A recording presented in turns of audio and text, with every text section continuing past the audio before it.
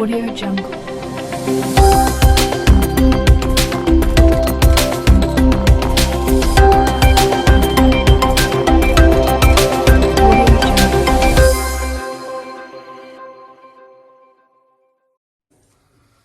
Breaking news tonight, the monster winter storm sweeping across the country as we come on the air. States of emergency declared as the storm takes aim across a 2,000-mile stretch from New Mexico to Maine.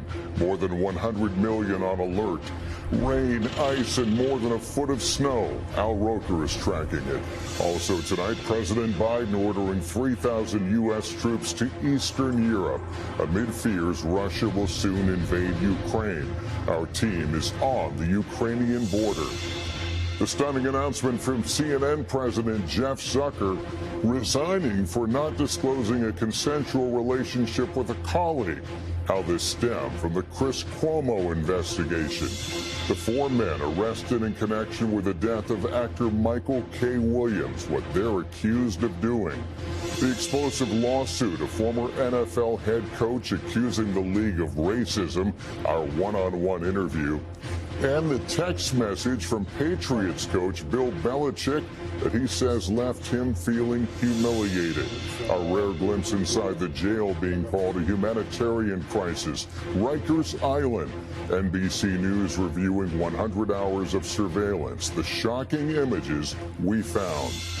And the 8-year-old author who snuck his handwritten book onto the library shelf. And wait until you hear what's happened now. This is NBC Nightly News with Lester Holt. Good evening. As we come on the air, nearly a third of Americans, more than 100 million, are under winter watches, warnings, or advisories. That ominous swath stretching across the weather maps from New Mexico to Maine. It's a very real path of danger tonight, misery and disruption as well. Snow and freezing rain already pounding parts of the central U.S. Cities including Chicago, St. Louis, Detroit could see up to a foot of snow. Governors in at least 4 states have already declared states of emergency. Right now, flight delays are mounting as travel becomes increasingly difficult across the storm zone. Let's get the very latest now, starting with Shaquille Brewster in Detroit. Tonight, a mess of heavy snow, ice, and rain stretching from the Rockies to the Northeast. The dangerous wintry mix pounding roadways, snarling traffic, and causing blizzard conditions. You're cold all the time, you're wet. It's just not fun. Parts of New Mexico already buried under 20 inches of snow. More than a foot has fallen in Colorado and Illinois. Wet, heavy snow. This is the wet, heavy stuff? Yes. Are you ready for it? No. In Peoria, a major highway nearly impassable. State police jumping in to help stranded drivers. Missouri's governor activating the National Guard and joining others declaring a state of emergency. Americans across 26 states feeling the impact, including Texas, where last February's freeze led to a power grid failure. More than 200 people died. The state now bracing for days of sub-freezing temperatures. NBC's Morgan Chesky is in Dallas. This will be the Texas power grid's biggest test since last year's storm left millions of people without any electricity. But on streets like this one that went dark for days, the governor says there's still no guarantee there won't be outages, even though the state claims 99% of power generators are ready to go. It could be either ice on power lines that would cause a power line to go down, or it could be ice on trees. The massive system moving east, where this morning Punxsutawney Phil saw his shadow. 6 more weeks of winter. Predicting a longer winter with more snow. And Shaq, in a snowy Detroit now, travel not only difficult for those driving, but also flying. That's right, Lester. Those flight delays are piling up. Around 5,000 flights canceled or delayed today alone, with more than 3,000 already canceled tomorrow. Lester? Shaquille Brewster tonight, thank you. Let's get right to Al Roker. He's tracking it all. What are you looking at? 105 million people, we're talking, Lester, who are going to be under these winter weather advisories to ice storm warnings right through tomorrow. We're already seeing snow from Chicago, Cleveland, Buffalo, also back down into Texas, where we're looking at an icy mix. In fact, anywhere from 1/10 of an inch of ice from Dallas all the way back into the Northeast and New England, and this is where we could see a lot of power outages and dangerous travel. Snowfall amounts: Joplin, Missouri, 5 to 8 inches of snow. Dallas could pick up 1 to 3 inches. St. Louis, 7 to 13. Chicago up to 10. Same for Columbus, Ohio. And as we move into the Northeast and New England, Bangor up to 1 foot. Same for Burlington. Binghamton picking up about 3 to 6 inches of snow. Even Cleveland looking at about 10 inches, Lester. It moves out Saturday, but the damage will already be done. All right. Al Roker, thank you, sir. The crisis in Ukraine is escalating this evening, with President Biden now sending several thousand troops to Eastern Europe as new satellite images show Russia's continued military buildup along the border. Kristen Welker is at the White House with more.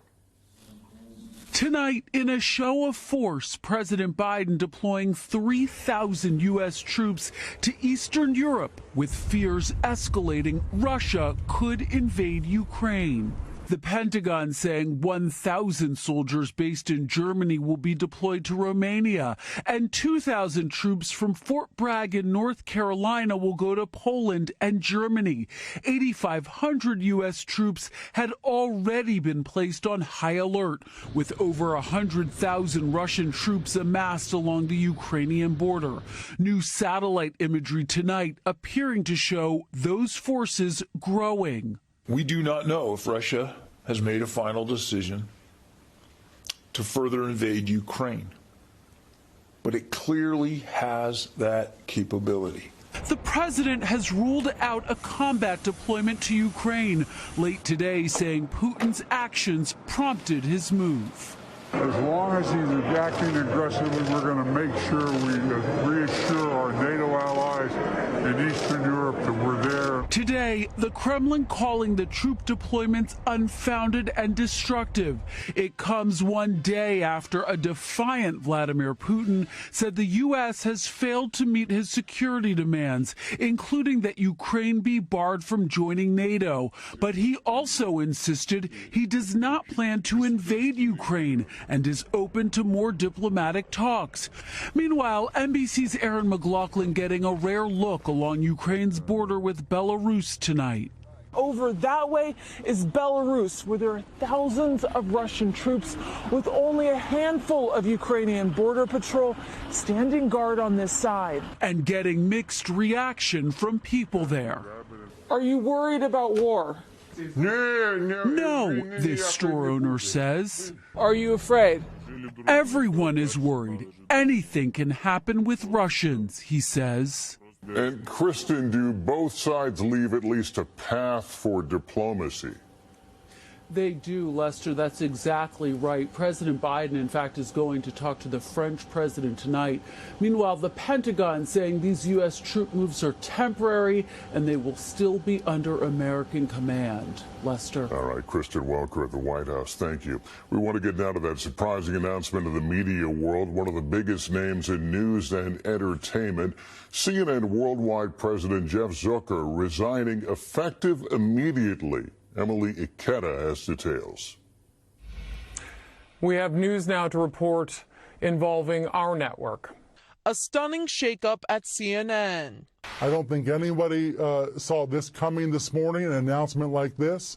CNN president and chairman of Warner Media's News and Sports, Jeff Zucker, is out, resigning immediately for failing to report a relationship with a top-ranking colleague. Zucker writing in a memo to his staff, "I was required to disclose it when it began, but I didn't. I was wrong." The 56-year-old called the relationship consensual and with his closest colleague. Gullis, the top marketing executive for CNN, she's remaining with the company. In a statement, CNN Executive Vice President Allison Gullis confirmed the relationship, saying it changed during COVID.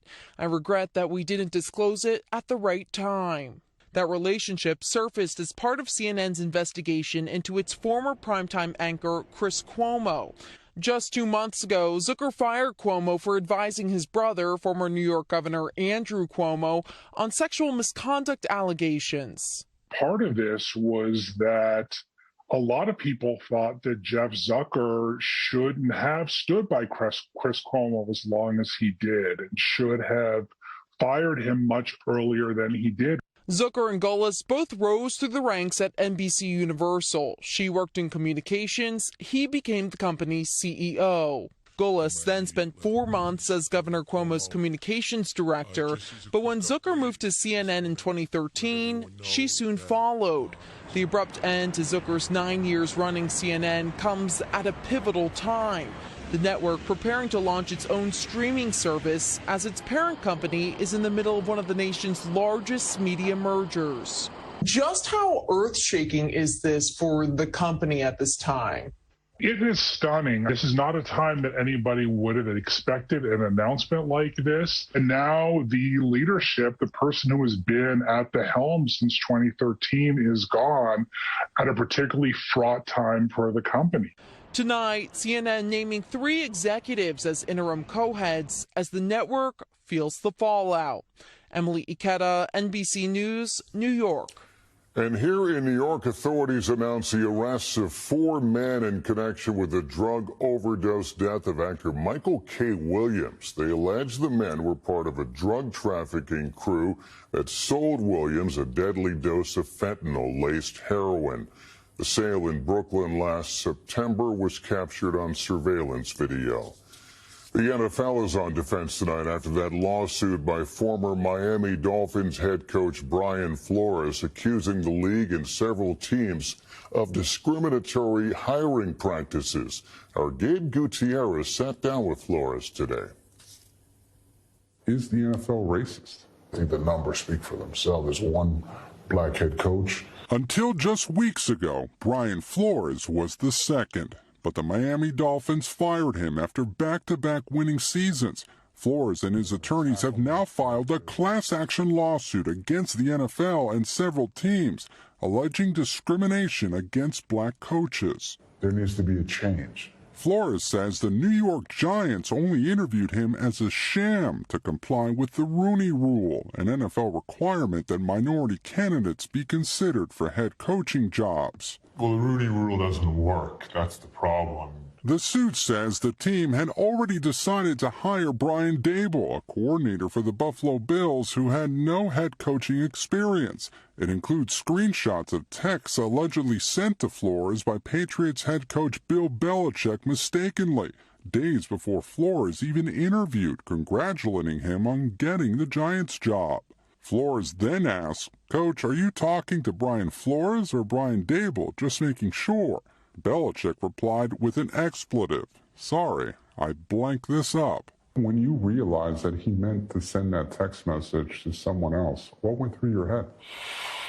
I was humiliated. The Giants are defending their hiring practices, writing in part, "Brian Flores was in the conversation to be our head coach until the 11th hour. Ultimately, we hired the individual we felt was most qualified." Flores also alleges Miami Dolphins owner Stephen Ross offered to pay him $100,000 per loss in 2019 to improve the team's draft position. It's disrespect to the game. The Dolphins deny any racial discrimination and write that the implication that we acted in a manner inconsistent with the integrity of the game is incorrect. Flores now knows he's risking his career. If we can make changes to this system, and give more opportunities to black and minority coaches, real opportunities, I think it'll be worth it. The NFL says Flores' claims are without merit. Bill Belichick has not returned our calls for comment, Lester. All right, Gabe, thank you. In just 60 seconds, our series Justice for All, my in-depth look inside one of the toughest jails in America with appalling conditions that even a former corrections commissioner calls inhumane. The FBI has identified 6 persons of interest in a wave of bomb threats to historically black colleges and universities. A law enforcement official says they're all juveniles across the country who appear to be using tech-savvy methods to try and hide their trails. None has been publicly charged. The FBI is investigating the threats as hate crimes. In Virginia, the suspect accused of fatally shooting 2 campus officers at Bridgewater College on Tuesday made his first court appearance today. The 27-year-old former student was arraigned on murder charges. The small private college said the 2 slain officers were good friends and were known on campus as the dynamic duo. A group of public defenders is asking President Biden to visit New York's main jail complex, Rikers Island, during his visit here tomorrow. While a jail stop is not expected, justice reform advocates are drawing attention to what they call inhumane conditions at the jail, leaving a mostly pre-trial population and those who guard them at risk. Rikers Island, New York's massive jail complex, just a few miles from Midtown Manhattan, and scene of a humanitarian crisis. What are some words you'd use to describe Rikers Island? Hell. Plain and simple, hell. Benji Lozano recently spent 5 months in Rikers, serving the remaining sentence from a 1997 assault conviction after his recent parole from decades in state prison on a separate conviction.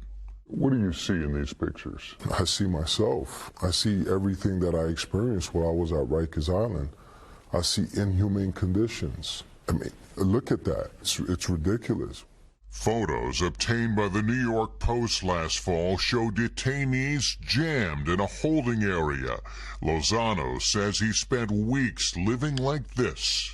Feces all over the wall, unoperable restrooms, toilets would not flush, the sinks would not work. It was disgusting. And you might be surprised who agrees with him. People were living in inhumane conditions. Until last month, Vincent Schiraldi was in charge of Rikers Island. No recreation, health care was not available to people because we couldn't get them to their doctor's appointments. Violence, he says, was rampant. NBC News recently obtained more than 100 hours of surveillance video from inside Rikers. City officials don't contest the contents of the video. Scenes like this, an attempted knifing averted by an officer, and an inmate organized so-called fight night, where some detainees were forced to participate. Who was running the place? The inmates run the facilities. I wrote to all the judges and all the district attorneys and said, I cannot guarantee the safety of people that get sent here. Schiraldi says one of the most pressing problems, a union contract that gives officers unlimited sick time. He points out that of the nearly 8,000 officers at Rikers, up to a third don't show up on any given day. For 6 years, Serena Townsend was in charge of investigating misconduct at the jail. People were calling out sick, and then when we would go and check on them, they were not actually at home sick, they were out. Last month, Townsend was fired by the newly appointed commissioner after she says he instructed her to get rid of 2,000 disciplinary cases against officers within 100 days, and she refused. The city denies Townsend's claims. I investigated every type of act of misconduct, and I have to say that a lot of what I saw in those cases are things that are happening that could have been prevented if we had staff in the jails. Benny Bossio, the union president representing officers, accuses Townsend of being overzealous in her discipline of officers who were trying to do an impossible job. We have officers that are out sick. 1,500 correction officers have been assaulted in the last year. We have officers dealing with long-term effects of COVID, being sexually assaulted. So, you know, this notion that we're out on purpose is just nonsense. Finger pointing aside, everyone agrees that Rikers is horribly broken. And whose fault is all that? I think it's an administrative fault. It is the fault of people who run the system and people who are in elected positions. New York plans to close Rikers by 2027. Meantime, a City Hall spokesperson says under new Corrections Commissioner Louis Molina, more than 1,000 officers are back at work and many are now working normal hours again. Up next for us tonight, meet the 8-year-old boy whose book is flying off the shelves of his local library. Finally tonight, the boy with the right stuff. How he got the book he wrote into the public library is an inspiring tale of its own. Here's Joe Fryer. Libraries are designed for checking books out, but 8-year-old Dylan Helbig recently proved you can check one in. They thought I was kidding, but I wasn't. He recently wrote his own book, filling an empty journal with 81 pages of words and illustrations featuring an exploding Christmas tree and a giant turkey. It's called The Adventures of Dylan Helbig's Christmas by Dylan Helbig himself. That's right, by Dylan himself. A story so good he felt it belonged on the shelves of the Ada Community Library in Idaho. So, ever so discreetly, he took the initiative. And then I came in this aisle. This aisle. And then I put my book right here. What were you afraid of? The librarian catching me. Were you afraid you might have been in trouble? I haven't really thought about that part. We didn't think about that consequence of that part yet. When the librarians did find out, well, they threw some stickers on it and made it available to check out. My first reaction was, what? Really? You know, is that possible? Like, you can do that? You can do that? At last check, the waitlist for Dylan's book was at 64, motivating the young author to get going on a sequel. And it's called The Jacket Eating Closet, based on actual events. A budding publishing empire thanks to a sneaky plan by Dylan himself. Joe Fryer, NBC News. Author and marketing genius. That's Nightly News for this Wednesday. Thank you for watching, everyone. I'm Lester Holt. Please take care of yourself and each other. Good night. This is page 81. What's it say at the end? We'll be right back in the next book. Audio Jungle.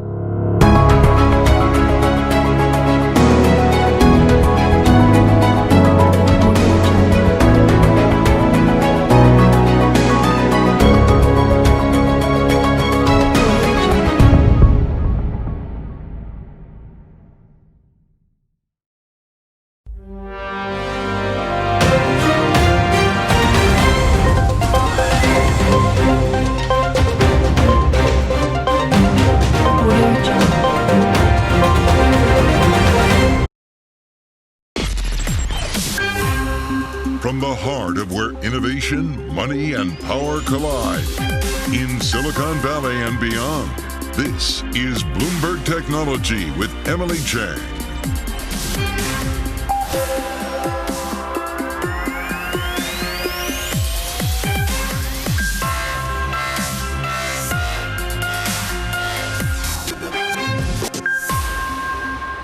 Welcome to Bloomberg Technology. I'm Emily Chang, live from Seattle. Coming up in the next hour, Meta's results. Its big bet on the metaverse in question. Can the tech giant prove AR and VR can be a meta moneymaker? Shares plummet on fourth quarter results. We will discuss. Plus, AMD shares spike on the back of strong earnings. I'll speak with AMD CEO Lisa Su about how she's doing it amidst the continuing supply crunch. And Microstrategy takes an almost $150 million charge, writing down its Bitcoin holdings, this on new accounting rules from the SEC. Still, Michael Saylor's firm, buying more Bitcoin. We'll ask him why later this hour. All of that in just a moment, but first we're taking a look at the markets. Our Ed Ludlow here, watching Meta, watching Spotify. Ed, take it away. Yeah, I mean, look, markets are now refocused on earnings season. Just in terms of where we ended Wednesday, the NASDAQ 100 up 0.8%, fourth gain in a row, best run of winning streak since November of 2020. And you talked as well about AMD, real strength in semiconductors. Semiconductors like AMD and boosting not just the Philadelphia Semiconductor Index, but the NASDAQ 100 as well on that strength that we got from Alphabet earnings. If there was one area where we didn't carry on momentum, it was in cryptocurrencies. The Bloomberg Galaxy Crypto Index, it's that basket of tokens that Bloomberg tracks, largely weighted towards Bitcoin and Ethereum, down 2.9% on Wednesday. But let's talk about those after hours movers, because my goodness, it has been a stressful last hour, Emily, let me tell you. Qualcomm starts rising in after hours after a really bullish second quarter outlook. Smartphone demand really strong, but now we're down 2%. We have been down as much as 8% in after hours. A lot of this seems to be those other bets. You know this story, right, Em? Cristiano Amon trying to move the company away from smartphones to new areas like automotive, IoT. Really lofty expectations from the street. They seem to have missed those, and the street selling as a result. Spotify down 10%. The numbers not great, to be honest with you. They ended the first quarter with 418 million total users, 183 million subscribers paid. That sounds really good when you say it out loud, but it was less than the street was looking for.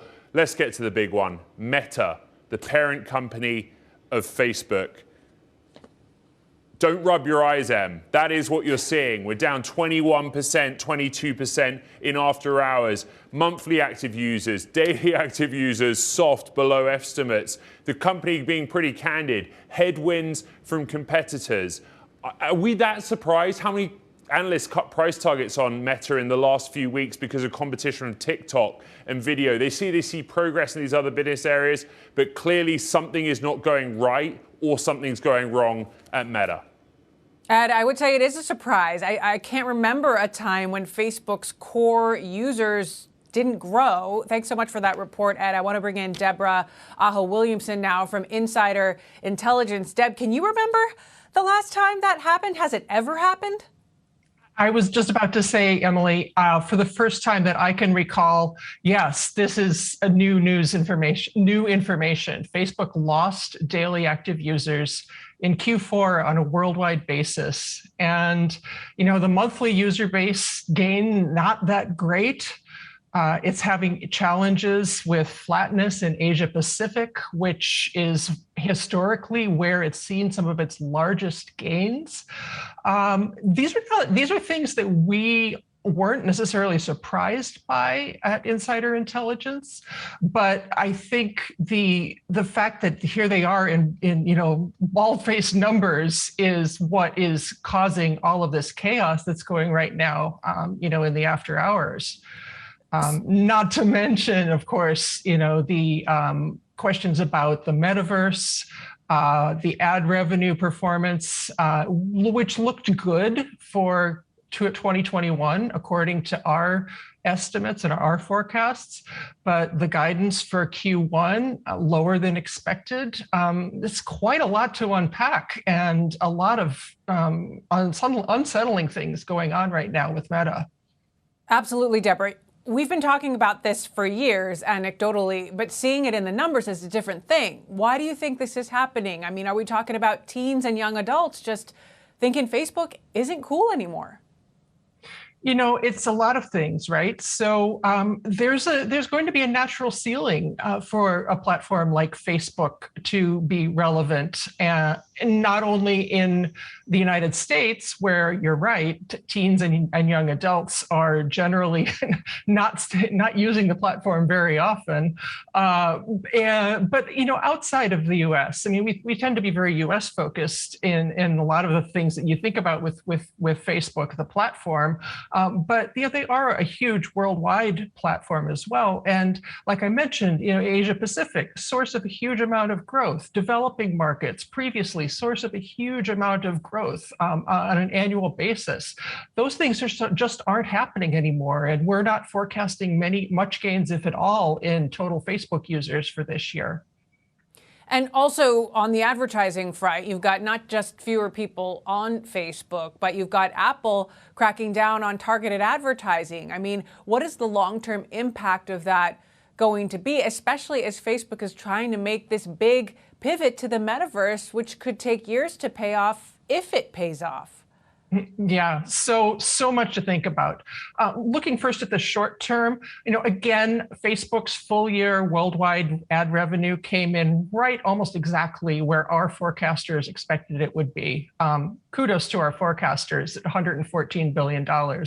So that is okay. I mean, I don't think anybody would really think twice about a revenue performance like that. I think that what people should be concerned about is what Facebook said is ahead of it. It's acknowledging increased competition for time and engagement among its users, which then trickles down to advertisers. It's acknowledging the headwinds from Apple from the iOS changes that have been talked about for quarters. And it's certainly talking about huge investments in the metaverse, which we know are not going to bring any revenue or any meaningful revenue into the company anytime in the next near term, even a few years from what I can tell. Well, so the question is, are investors going to be willing to wait around for that? This is obviously a huge investment in the future of artificial and augmented and virtual reality, but nobody knows if that future is actually going to come to fruition.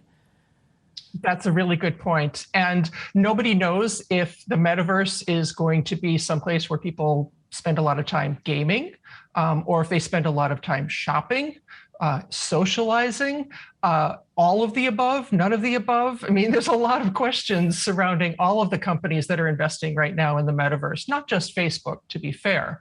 So, Meta. I've been covering the company so long that it's taking me a while to get used to calling it Meta.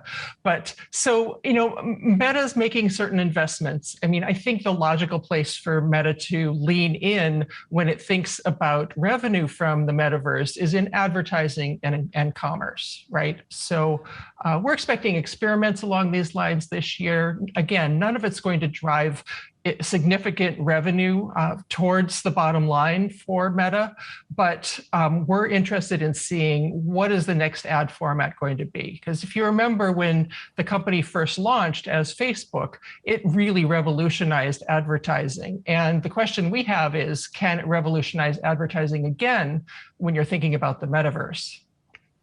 Listening into the earnings call now, Deborah, Mark Zuckerberg saying the popularity of TikTok is driving, the reason behind many of these investments they're making in these different products, Reels in particular. All right, Deborah Aho Williamson of Insider Intelligence, always appreciate you taking the time to join us. We'll continue to watch out for headlines from that call. Meantime, coming up, a different earnings story for AMD. The chip industry may be in a crunch, but not for Lisa Su. I'll be talking to the CEO of AMD coming up next about an earnings beat and strong outlook ahead. That's next. This is Bloomberg.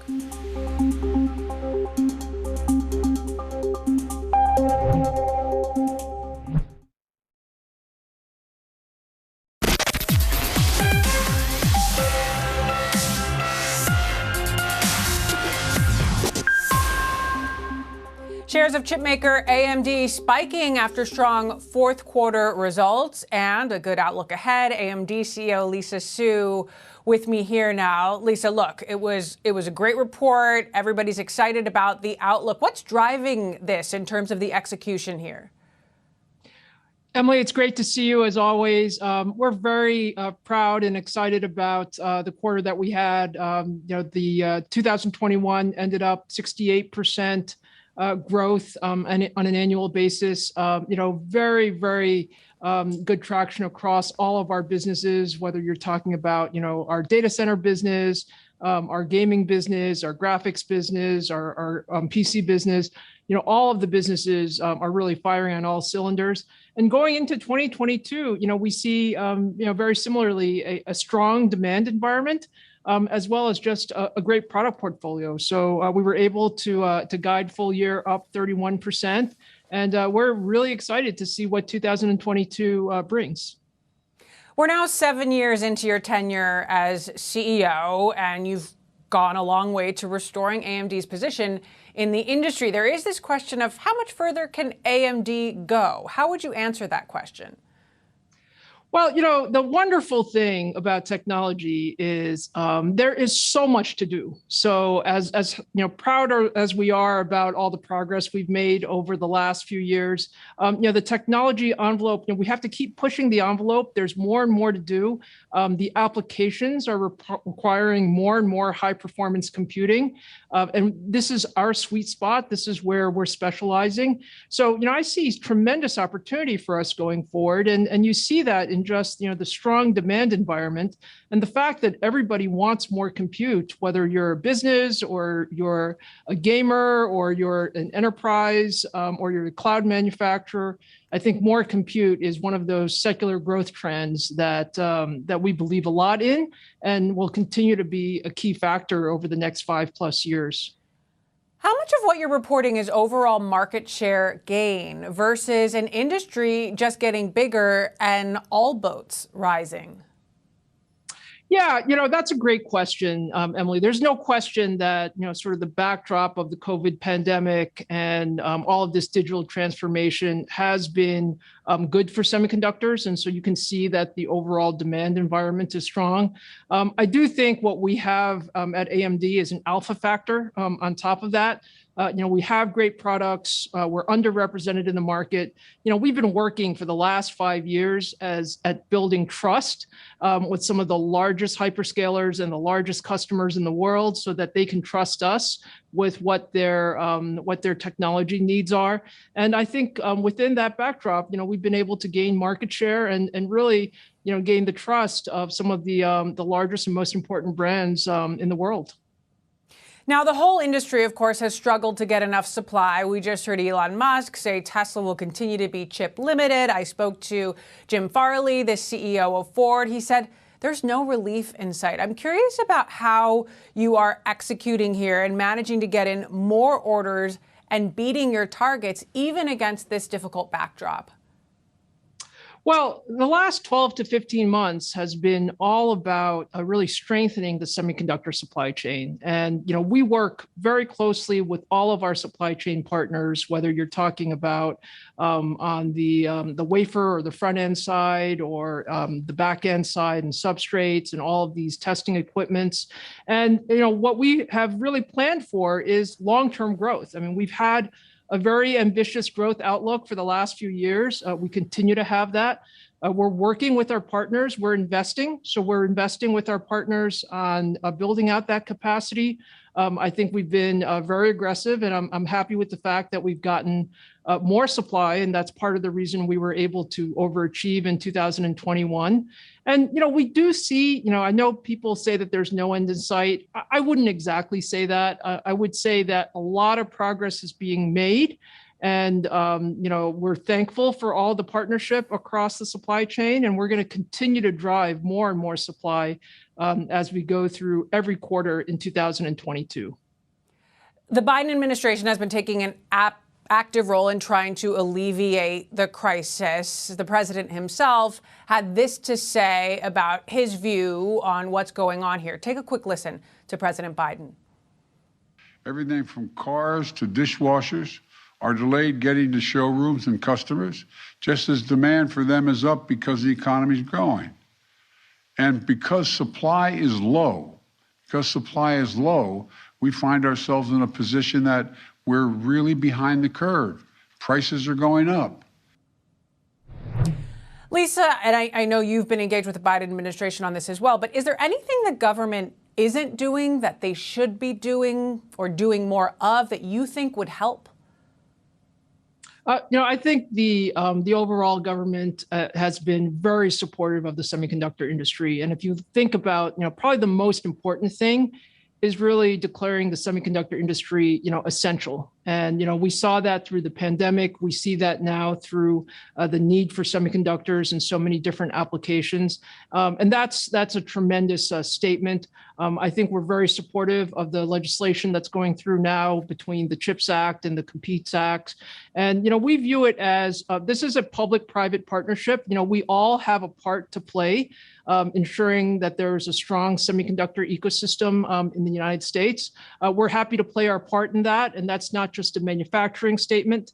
That's also a research and development statement. We really want the U.S. to continue our leadership in design and all of the new innovations that are necessary. So, I think we're all on the case, and, we continue to be focused on not just the supply chain in the short term, which obviously is very important and we're all focused on, but really the health and the prosperity of the industry over the longer term. And I think there's a lot of good discussions and good action plans in those places as well. Meta just reported results. You may have heard us talking earlier, a difficult quarter. We didn't see growth in Facebook for the first time that I can remember in my 10 years covering the company. What's it been like working with them now that they are a customer? Can you share any color on what you've learned? Well, the way the way we interact with all of our large hyperscaler partners is really a long-term roadmap. And so we're talking about, work with not just Meta, but really all the large hyperscalers, including Google, including Microsoft, including Amazon, and so on and so forth, about what do they need over the next, 3+ years. And that's on a technology standpoint, that's from a supply standpoint, that's from a, really bringing our two teams together. So that work is going really, really well. And we view this as such a strategic area. Think about data centers and, cloud as secular growth over the next 5+ years. We need a lot more compute there, and we're working closely with all of our partners to ensure that we satisfy that and we help them, meet their objectives. Meantime, Lisa, I gotta ask, a man in a Christmas sweater who you might recognize as one of your competitors recently had some words about AMD. Take a quick listen to this. All of a sudden, boom, we are back in the game. AMD in the rearview mirror and clients, and never again will they be in the windshield. We are just leading the market. I suspect, Lisa, that you have quite a different view on the competitive position. Curious what your response is to that and how you see the competitive landscape right now. Emily, we've been working on this journey of really building out AMD as a high-performance computing leader for the last 5 years, and we're going to do that for the next 5 years. So we're about playing our game. We feel very good about our strategy. We feel very good about our customers, and so I think we will do well in this market. All right. Well, we'll be watching for that. AMD CEO Lisa Su, always great to have you here on the show. Thank you so much for joining us. All right. Coming up next, there's so much to talk about when it comes to Web3. But what is it really? That's next. This is Bloomberg.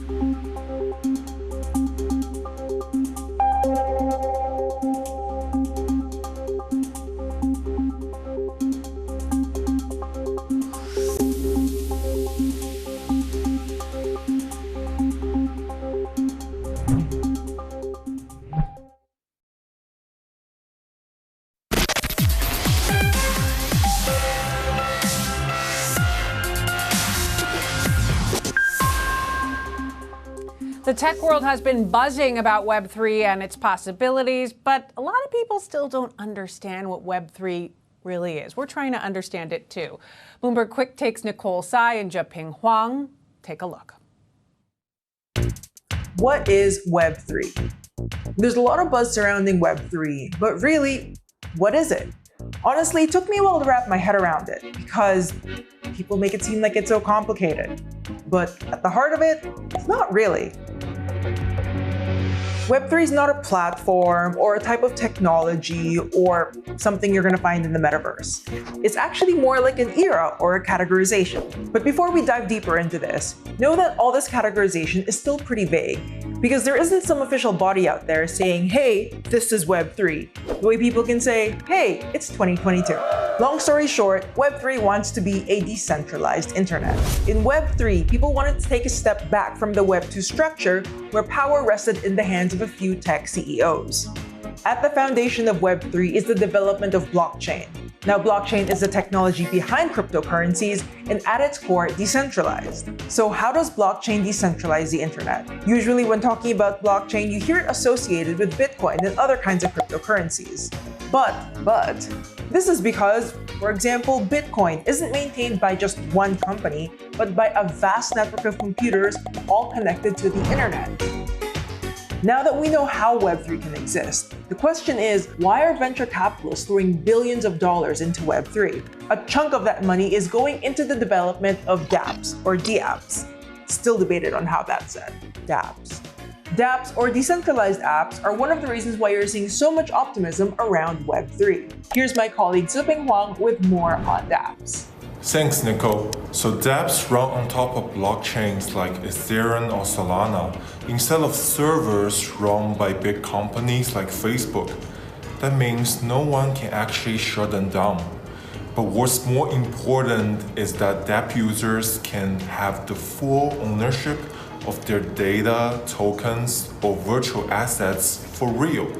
Some of the most popular applications are in finance and gaming. For example, this app called PancakeSwap allows you to trade one coin for another without any middleman matching orders. And there's a hit game called Axie Infinity. It's just like Pokemon, but you can sell your virtual pets for money. At the same time, Web3 also has its skeptics. Elon Musk said it seemed like a marketing buzzword back in December. Cryptographer and Signal app founder Moxie Marlinspike also discussed the issue of servers in a post discussing Web3. Unless people start running their own servers, and very few people and even organizations do this, it's not really decentralized. Accountability could also be a big issue with Web3. Regulators are raising concerns with some issues regarding decentralized finance or DeFi apps that let people lend, borrow, and trade coins with each other. They do so without verifying users' identities and performing anti-money laundering background checks. Finally, there's environmental concerns about the huge amount of computing power some blockchains require. At the end of the day, we have to ask, is Web3 really worth the hype? Or is it just a bunch of tech talk celebrated by a niche market? Let us know what you guys think. Bloomberg's Nicole Tsai and Ziping Huang. Meantime, I want to talk about Spider-Man coming to the aid of Sony. The Japanese Electronics and Entertainment Corporation reported strong third-quarter earnings and raised its fiscal year forecast. Credit goes to a new blockbuster Spider-Man movie, along with sales of image sensors used by Apple's iPhones. However, it wasn't all positive for the company, which said it expects sales of its PlayStation 5 to be down due to the ongoing chip shortage. And big changes at CNN. Jeff Zucker, president of the news network, has resigned after failing to disclose a romantic relationship with another senior executive.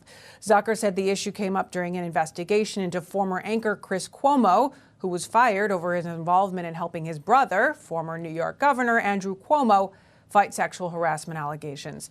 CNN named 3 interim co-heads of the network until the company's merger with Discovery, which is expected to close by spring.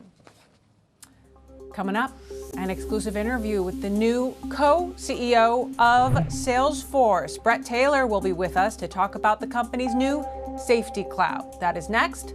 This is Bloomberg.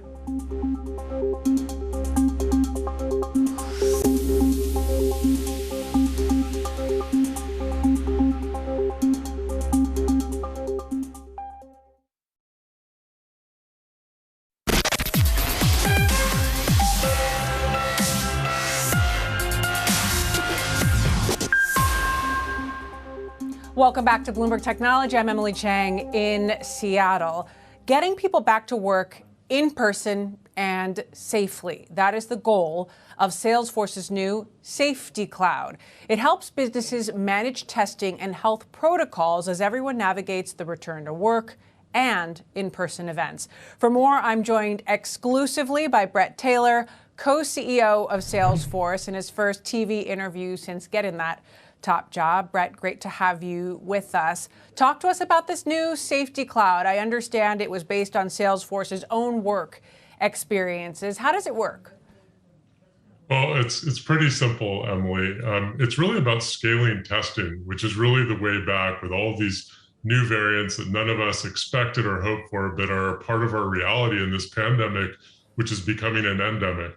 It enables you, if you're putting on an event like our Dreamforce San Francisco or Dreamforce New York City, or even the company kickoff we're doing in New York City next week with 5,000 of our employees. It means that you can scale testing. You can do either an at-home test or perhaps with one of our partners like CVS Pharmacies, do a test, show up with a QR code, and you know that everyone in your building or in your event's been tested, and you can have the confidence to reconnect safely, because that's what's top of mind for all of our customers right now is how can we reconnect in the face of this ever-changing endemic? What is Salesforce's latest return to work plan and view on how workplaces in general are going to be changed forever? Well, Emily, since the beginning of this pandemic, we've really been focused on how can we bring the power of our technology platform to help both ourselves, but more importantly, help our customers thrive in the face of all these unexpected changes. Whether it was contact tracing, like we partnered with the state of Rhode Island, or vaccine management right here in my home state of California and so many states around the United States, or now a Safety Cloud. You know, we know that our customers want to connect with their employees and their customers digitally. They want to reconnect safely, and we're really representing that as well. We have 84 over 100 offices opened, all powered by this Safety Cloud. We're getting together 5,000 of our employees next week in New York, but day to day, we're also running our home company on Slack, our digital headquarters. And candidly, Emily, I think that's the new normal. You know, most of our interactions will be digital, but we need to use the power of technology so that we can reconnect safely and reignite all of our cultures in this new normal. Now, you've been in this role of co-CEO for 2 months now. Tell us more about your relationship with Mark Benioff in person and virtually, and how you've been working together in this top job. Well, as you know, Emily, because you've known me for so long, Mark and I have been friends for over a decade. He's been a mentor of mine, particularly as I transitioned from consumer software to enterprise software. And when I sold my company to Salesforce about 5.5 years ago, I can't say I imagined being in this role now, but this is a lifelong partnership and something that has been really, I think, the most exciting part of my career. And operating this important company in partnership with Mark is such a privilege, particularly right now, you know, because if you look at the past couple of years, I think this has really accelerated the digitization of the economy, and you can see the second and third order effects around the economy. And Salesforce is such an important, trusted digital advisor to all the most important brands in the world. And doing it in partnership with Mark is just the privilege of a lifetime. Now, Salesforce made a huge tech deal last year, buying Slack, and I know that you were critical to that. I'm curious how you're thinking about M&A right now, given that we just saw Microsoft kind of up the ante buying Activision for more than twice as much. What's your view on Salesforce doing deals, how aggressive you should be, and where valuations are at? Well, first, I'll answer your question. Let me just talk a little bit about how excited I am about Slack. You know, it's interesting. The expectations we've developed as employees in this pandemic, I think has really permanently shifted the way we work. We do a survey of employees who work in offices. And the last survey that we did, 76% said they want flexibility where they work. And over 90% said they want flexibility when they work. And in this competition for talent, that really means the digital headquarters we build for our employees is as important as the physical headquarters. And I'm talking, you know us, we have Salesforce Tower in San Francisco and New York. We were really under office space, but this idea of really building that digital headquarters, I think, is top of mind for every executive team all around the world. And right now we're focused on integrating Slack. So to get to answer your question, we're not seeing short-term M&A opportunities, though, as you know, we're always opportunistic in finding innovation in the market. Now, the same week you were promoted to co-CEO of Salesforce, you became the chair of Twitter's board of directors. Curious how much time you're spending with Parag Agrawal, given that this is his first time being a CEO. Yeah, so I've actually been on the Twitter board for over 5 years, and it's such a privilege to work with a new incoming CEO. And I'm really excited about Parag's leadership, excited to where he takes the company, and really excited about all the innovation coming out of the Twitter consumer product as of late. Let's talk about that, because Twitter just pivoted to NFTs and profile pics. We see Facebook, I should say Meta, making this big pivot to the metaverse. Of course, you were the CTO of Facebook in those early years. We're seeing Microsoft throw its hat into the ring with an enterprise metaverse play. What do you think of this move to the metaverse, and will Salesforce have a role in it? I'm really excited about all the innovation in this space. When I think about NFTs and the metaverse, I really bring it back to seeing what our customers are doing to engage with their customers. And I think it's really about all of our digital identities becoming more important than ever before. It's about building communities. It's about digital goods. It's about collectibles. And I'm seeing so many interesting experiments from retailers around NFTs and digital goods and wallets that I think are really exciting. As you saw in the segment right before I came on, there's a lot of hype in this space. Sometimes it's hard to untangle the really interesting stuff from, the hype. But we're really excited about it. And I think, you will see some innovation from us in this space, because we want to make sure when our customers want to experiment with this technology, the Salesforce platform is there to help them do it. What do you mean by some innovation? Can you give us a hint? I can't, but you'll have to wait and see. Maybe I can come back on the show and tell you about it. All right, I'm going to hold you to that. Bret Taylor, co-CEO of Salesforce, thank you so much for joining us, and appreciate you taking the time in your first TV interview since taking that role. All right, coming up, Michael Saylor of Microstrategy, the company taking an impairment charge, having to write down the value of its Bitcoin, but still investing, still buying more. Michael Saylor with us next. This is Bloomberg. There is a way of building for the internet, building for the world that is trusted, that is open, that is inclusive of anyone who wants to participate.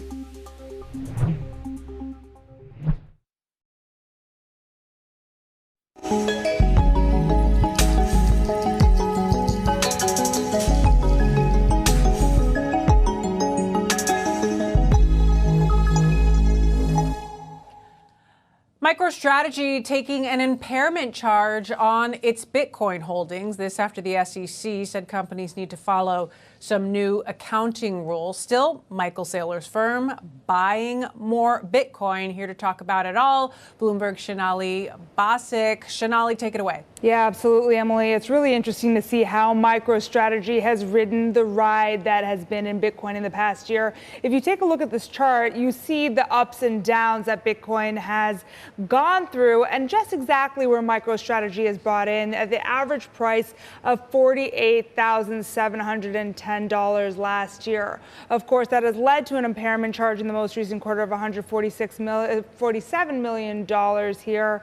But remember, these are accounting changes. You have investors that may or may not be comfortable with those swings. Some are more comfortable than others. MicroStrategy, as an investor in Bitcoin, did double down on that dip, bought Bitcoin about $10,000 lower at around $37,865 per coin. That's much closer to where it's trading now.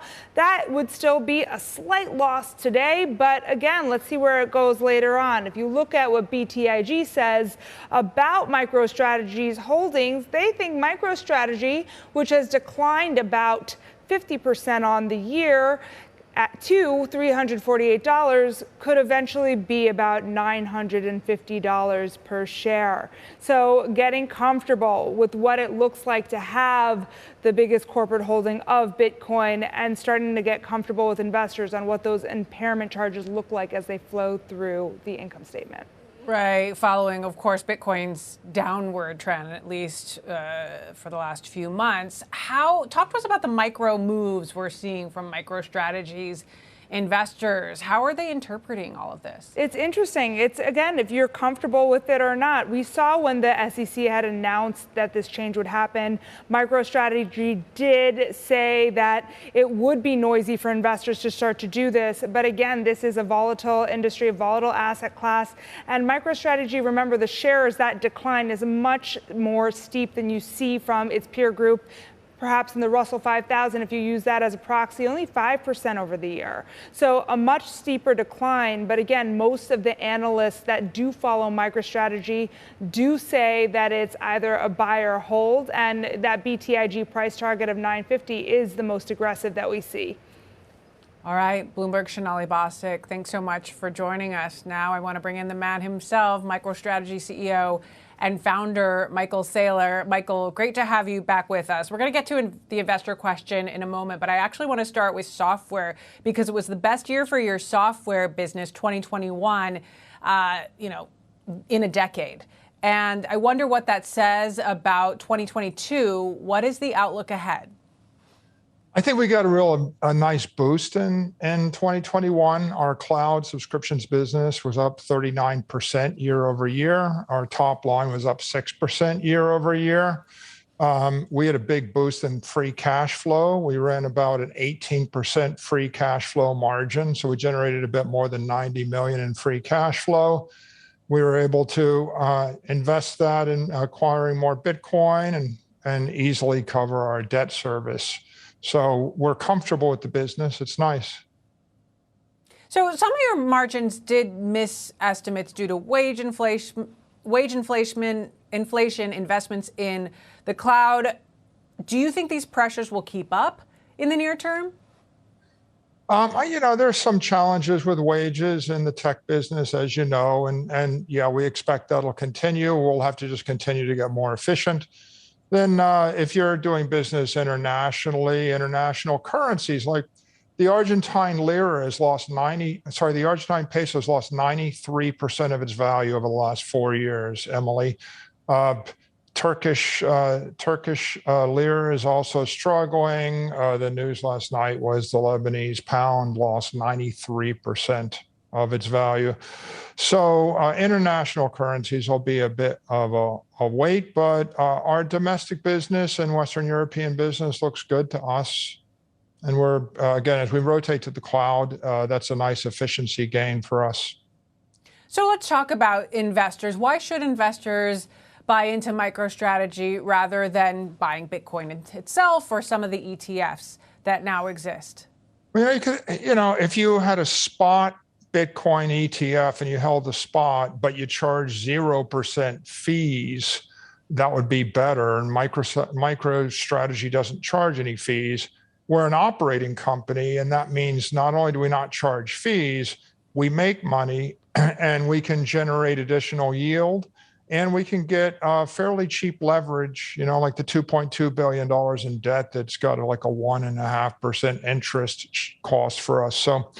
So your choices as an investor would be to buy into a non-existent spot ETF that charged you 50 to 100 basis points with no leverage and no yield, or to buy into the futures ETF, and that's much more expensive than 2 or 3%, or invest in Grayscale, which is a 2% cost per year. And so I think that, as an operating company, we're pretty compelling. Also, we're not a Bitcoin miner, so we don't take any Bitcoin mining risk. So if you're looking for a leveraged Bitcoin play with spot exposure that's got positive yield, then MicroStrategy is the only game in town. Now, you bought about 660 additional Bitcoin during the dip, $25 million worth or so. That's actually your smallest purchase since last May.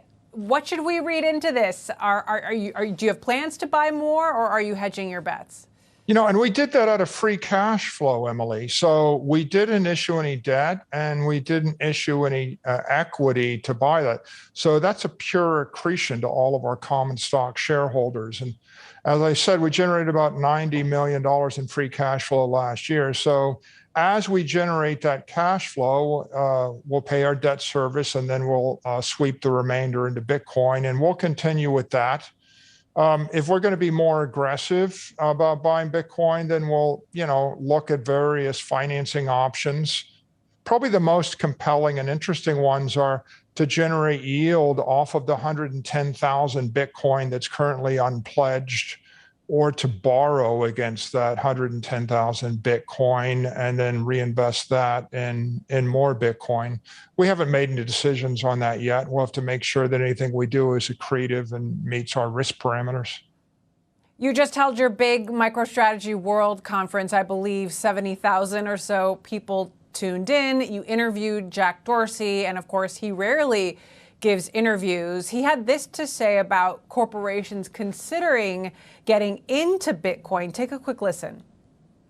Even if you don't use or don't believe you could use Bitcoin in your company, I think it's worth your study, because there's a number of lessons in it that will make your company better. How you operate your company, how you interact with the world, how you think, how you execute. I've just learned so much from it that have made everything about my company and what we do much better. And, if I were to start another company, those lessons would just be so great. Michael, I'm curious if there's anywhere where you and Jack disagree on Bitcoin. What do you think you have to learn from each other?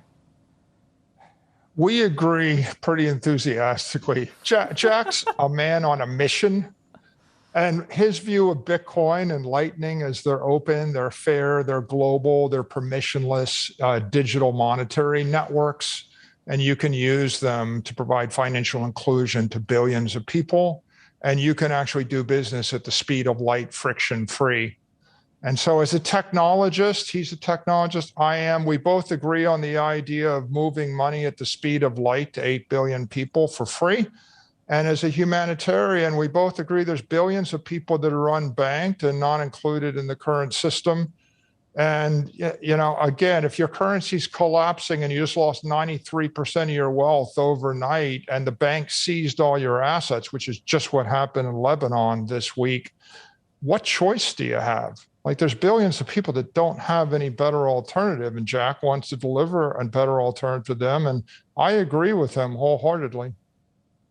Dorsey threw some serious shade at Facebook and Mark Zuckerberg for the way they handled their big crypto bet diem, which of course hasn't worked out. We're also tracking Meta's results today, not looking good. Facebook, Meta, trying to make this big pivot to the metaverse that nobody knows whether it will pay off or not. You've seen so many big shifts in technology in your many decades in the industry, and I'm curious what your view is on what's happening over there. Well, I think that Meta will figure it out. Mark Zuckerberg's brilliant, and I have the greatest respect for him. But what I'll say with regard to cryptocurrency is the world doesn't want a digital monetary network controlled by one company. It doesn't want a currency from one company.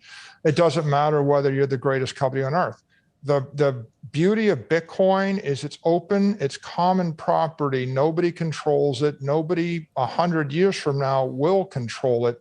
And that makes it ethically sound. So I think Jack's frustration is he knows that Facebook and now Meta could deliver utilitarian economic empowerment to billions of people in an ethical, technically sound, politically sound, economically sound fashion.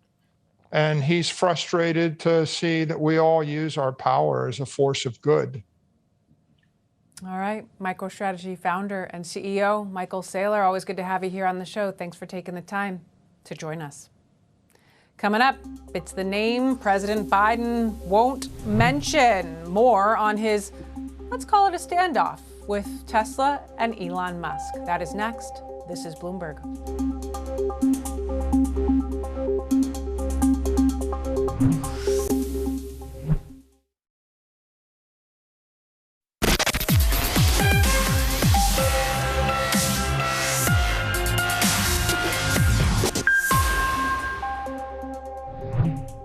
We want to have a portfolio of EVs so everybody can truly make the transition. So we're just getting started. I say climate change means jobs, and that's what you're proving. And, we're so happy to support your agenda on climate change and getting to an all-EV future.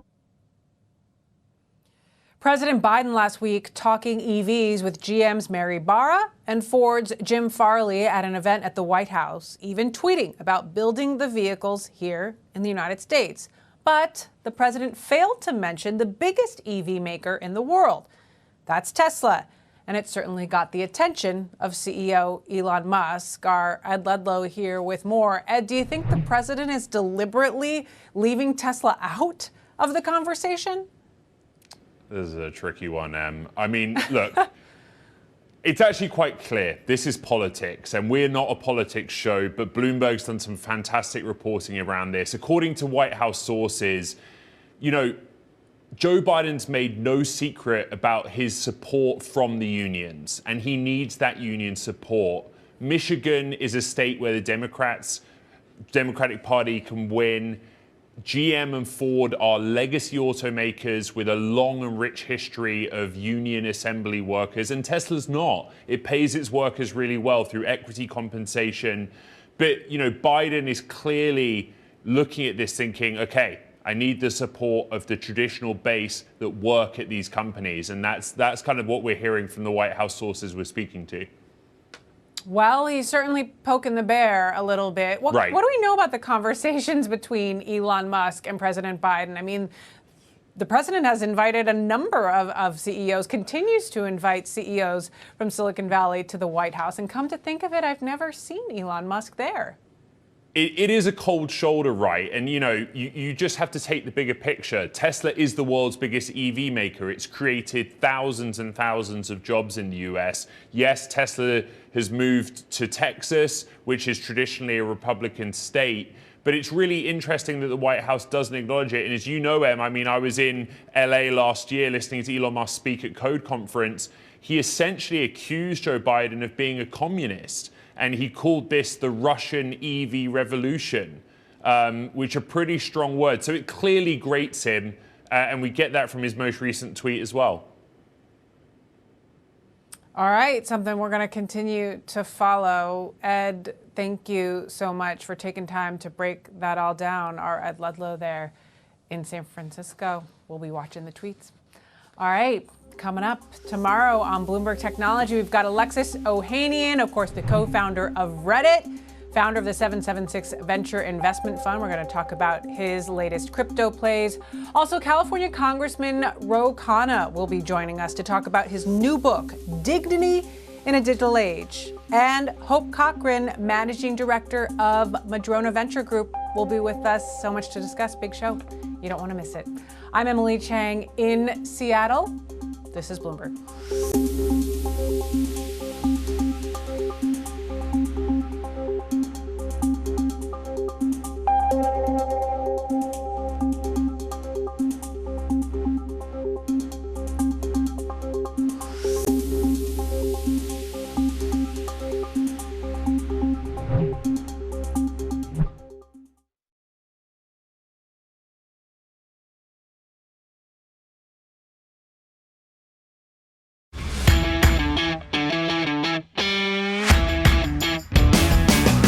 It's time for Tycoons of Small Biz, spotlighting the true backbone of the American economy, the true tycoons of business in America, the owners, founders, and CEOs of small businesses. The show's hosts, Austin Peterson and Landon Nance, are registered representatives of Lincoln Financial Advisors Corporation, a broker-dealer, member SIPC, and registered investment advisor. The views expressed by your hosts, Austin and Landon, are not necessarily the views of Lincoln Financial Advisors. Backbone Planning Partners is a marketing name for registered representatives of Lincoln Financial Advisors. Now let's lean in as Austin and Landon connect with this week's Tycoons. Good afternoon, Tycoons, and welcome to today's episode of Tycoons of Small Biz. I'm here, as always, your host, Austin Peterson, coming to you live from our studio in Tempe, Arizona, and joined by my co-host today, Landon Mance, coming to us from Las Vegas, Sin City. Welcome to the show, Landon. Thank you very much. Excited to be here with you, of course, but the real excitement is from our guest that we're going to be introducing. Yeah, nice catch on that one. I appreciate it. So, listen, before we jump in and introduce our guest and talk about what it is that he's doing here and why he's here on our show today, if this is the first time that you're listening to our show, Tycoons of Small Biz, we're a radio program and a podcast that's put together by small business owners for small business owners. Landon and I are small business owners. We also have a partner of the program, Fintrepid Solutions, Ryan Weissmuller. He's a small business owner. And we're actually multi-generational families of small business owners. We believe that the small business owner in our country is truly the backbone of the American economy. And for that reason, we put together this podcast and feel it's an important way to highlight what small business owners are doing and how they're impacting our economy and impacting our communities and families, et cetera. So with that, we definitely have a tycoon on the program today. We've got Tom Donnellan with Deck of Dice Gaming Incorporated. Tom, welcome to the show. Thanks, Austin. Yeah. Thanks, Landon. Yeah, we're excited to have you here. So before we jump into the business side of things and really what it is that Deck of Dice Gaming does, let's back up a little bit, have you tell us a little bit about you personally. So, where did you grow up? Did you go to school? What did you study? Do you have a family? Do you have children? Whatever you'd like us to know about you personally. Awesome. And just to be clear, we've got an hour, right? Yes, just want to make sure I don't talk too much. Yeah, so thanks for having me. Excited to be here. I am born and raised and currently reside near Cleveland, Ohio. Our business stretches around the world, and we'll get into that a bit later. I've got teammates here in the Pacific time zone, so glad to stop by the lovely studios here and see you guys in person, especially, kind of here in the midst of COVID. But back home, started with a career in consumer products, ended up here in the gaming industry, and kicked things off. Like you, had kids at a very young age. I think I was listening to a podcast recently where we were talking a little bit about that. But married my high school sweetheart, Jenny, when I was 22. Had our first son, Connor, at 23. And then just, decided we're all in. Had known we wanted 3 kids and ended up with, I think, what they call Irish triplets. Well, actually, technically, I think that's every 9 months, right? So we had 3 kids under 3.5. So Emily and Brandon came along, and Connor's, he's a young man with autism who lives with us at home today and is working in the community at the local supermarket and taking care of business at home. He does all the maintenance and snow cleaning and lawn mowing while I'm traveling. Emmy and Brandon are off in their careers, respectively. Special ed, behavioral health is Emmy's passion, and Brandon's a data engineer. And I can proudly say that all of them, Jenny, Connor, Emmy, and Brandon, have all been a big part of our success, helping in one way or the other with, making games. Yeah.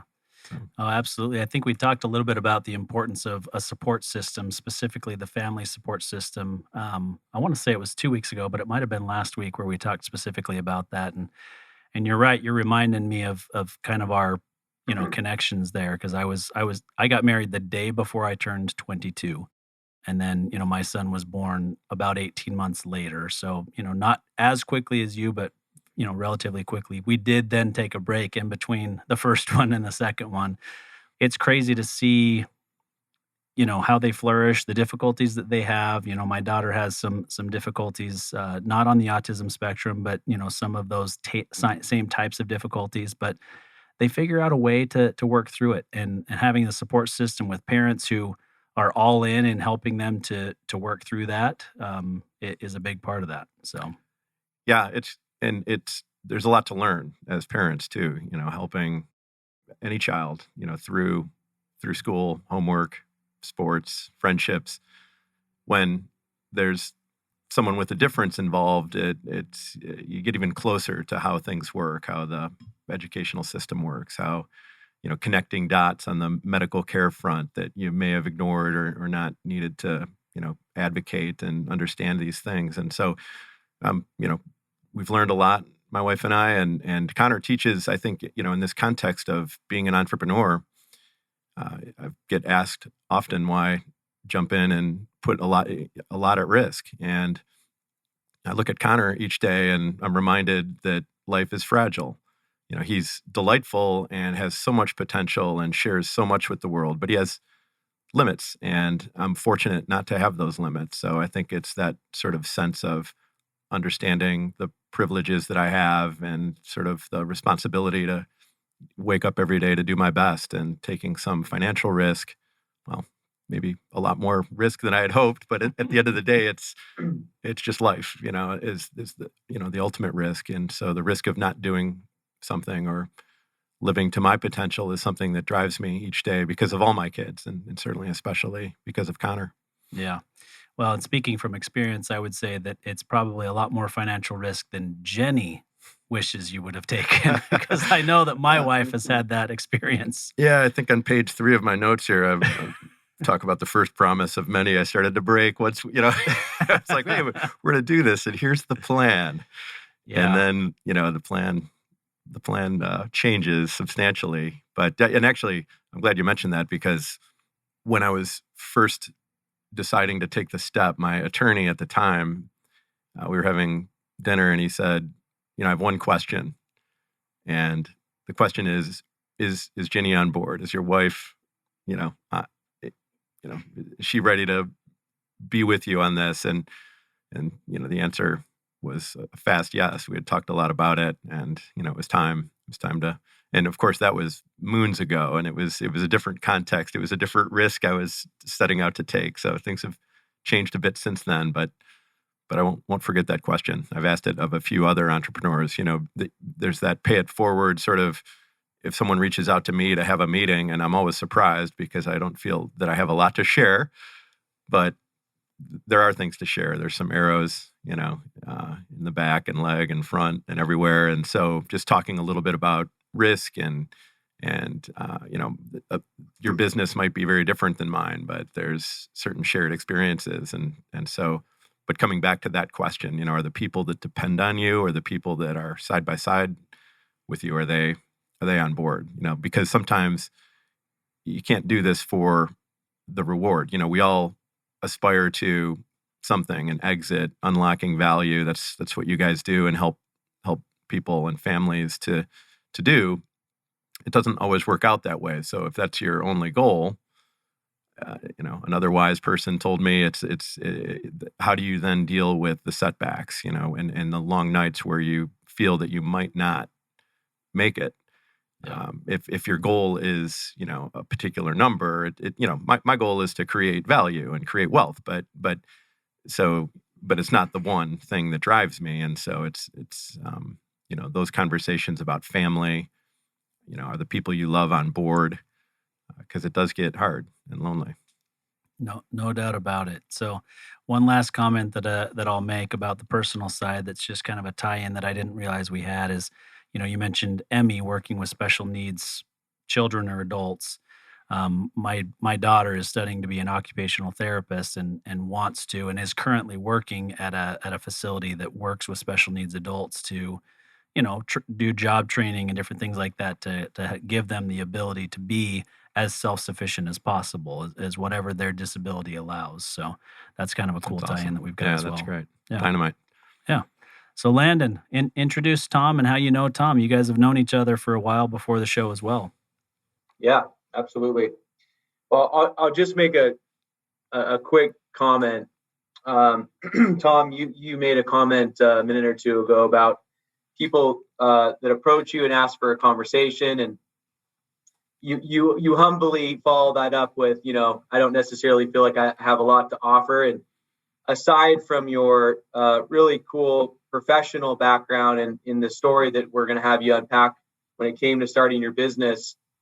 Tom, you've got a really special kind of presence to you that's really kind and welcoming, and you've got great spirits and a great outlook and personality. So just want to make sure that we highlight that real quick before we move on, because I don't know Tom super duper well, but I know him well enough to know that he's a great guy and he's got a great story, and somebody that really that really has a deep passion for what he's doing. So we're really excited to have you, and thanks again for joining, Tom. Well, thank you, Landon. I appreciate that. Yeah, you're welcome. Yeah, so Tom and I go back maybe 18 or 24 months, and we actually were introduced. We went through a program together, but on different aisles. So it was a program that's put on by a guy named Jeff out in Las Vegas, and the program's called Angel NV. And there's two aspects to the program. There is the founder side of the program, and then there is the investor side of the program. That world, the world of angel investing was new to me, but my experience going through that program was really, really positive. I really enjoyed it a lot. I was a little bit more limited as to my participation just due to the industry that I'm in, but I was able to get educated around kind of the angel investing approach and how to look at companies and what questions to ask and what things to consider, and then learning how to package that all together to make an informed investment decision into startups or relatively new companies. And then Tom was on the other side of that fence, participating as a founder. So that's how we kind of came in connection with one another. But yeah, I mean, Tom, if you want to comment on the program real quick. I know that I've been getting a lot of emails from Jeff and just kind of more specific to our Nevada listeners, but I think they're about to roll out that program once again, but obviously with new investors and new founders. Yeah, Landon, a little bit of backstory there is that our company, we're based in Cleveland, Ohio. That's where one foot of our structure resides, and then we have teammates in the Bay Area, the Tahoe area now. Thanks to COVID, a few folks fled up the hill, and actually had an office presence in Las Vegas. So I had been co-located pre-COVID. So I think it was March 14th where I decided to uni-locate back to Ohio or whatever. Jumped in my car and drove home with a box of sanitizing wipes. But so Startup NV, so being a company that had a presence, a startup company that had a presence in Nevada, we were active with networking, have been and still are, and the opportunity to sort of join this pitch competition. Competitions are tough, right? They're the very wide variety of deal types.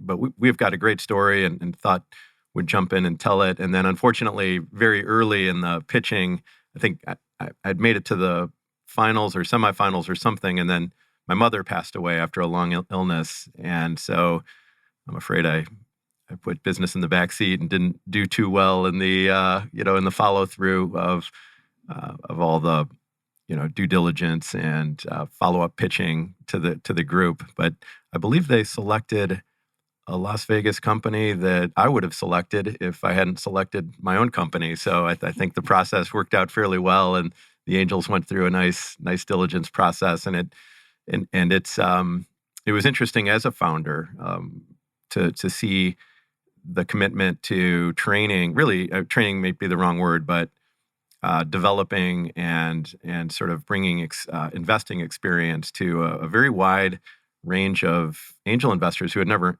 invested before. And so it was, I enjoyed participating and had to sort of back out toward the end, but that's a little bit of my perspective on that one. Yeah. It was great. I really enjoyed it. I'll tell you something that one of my big takeaways from that was the ongoing and newly found at the time respect that I have for founders as they go through the due diligence process with investors.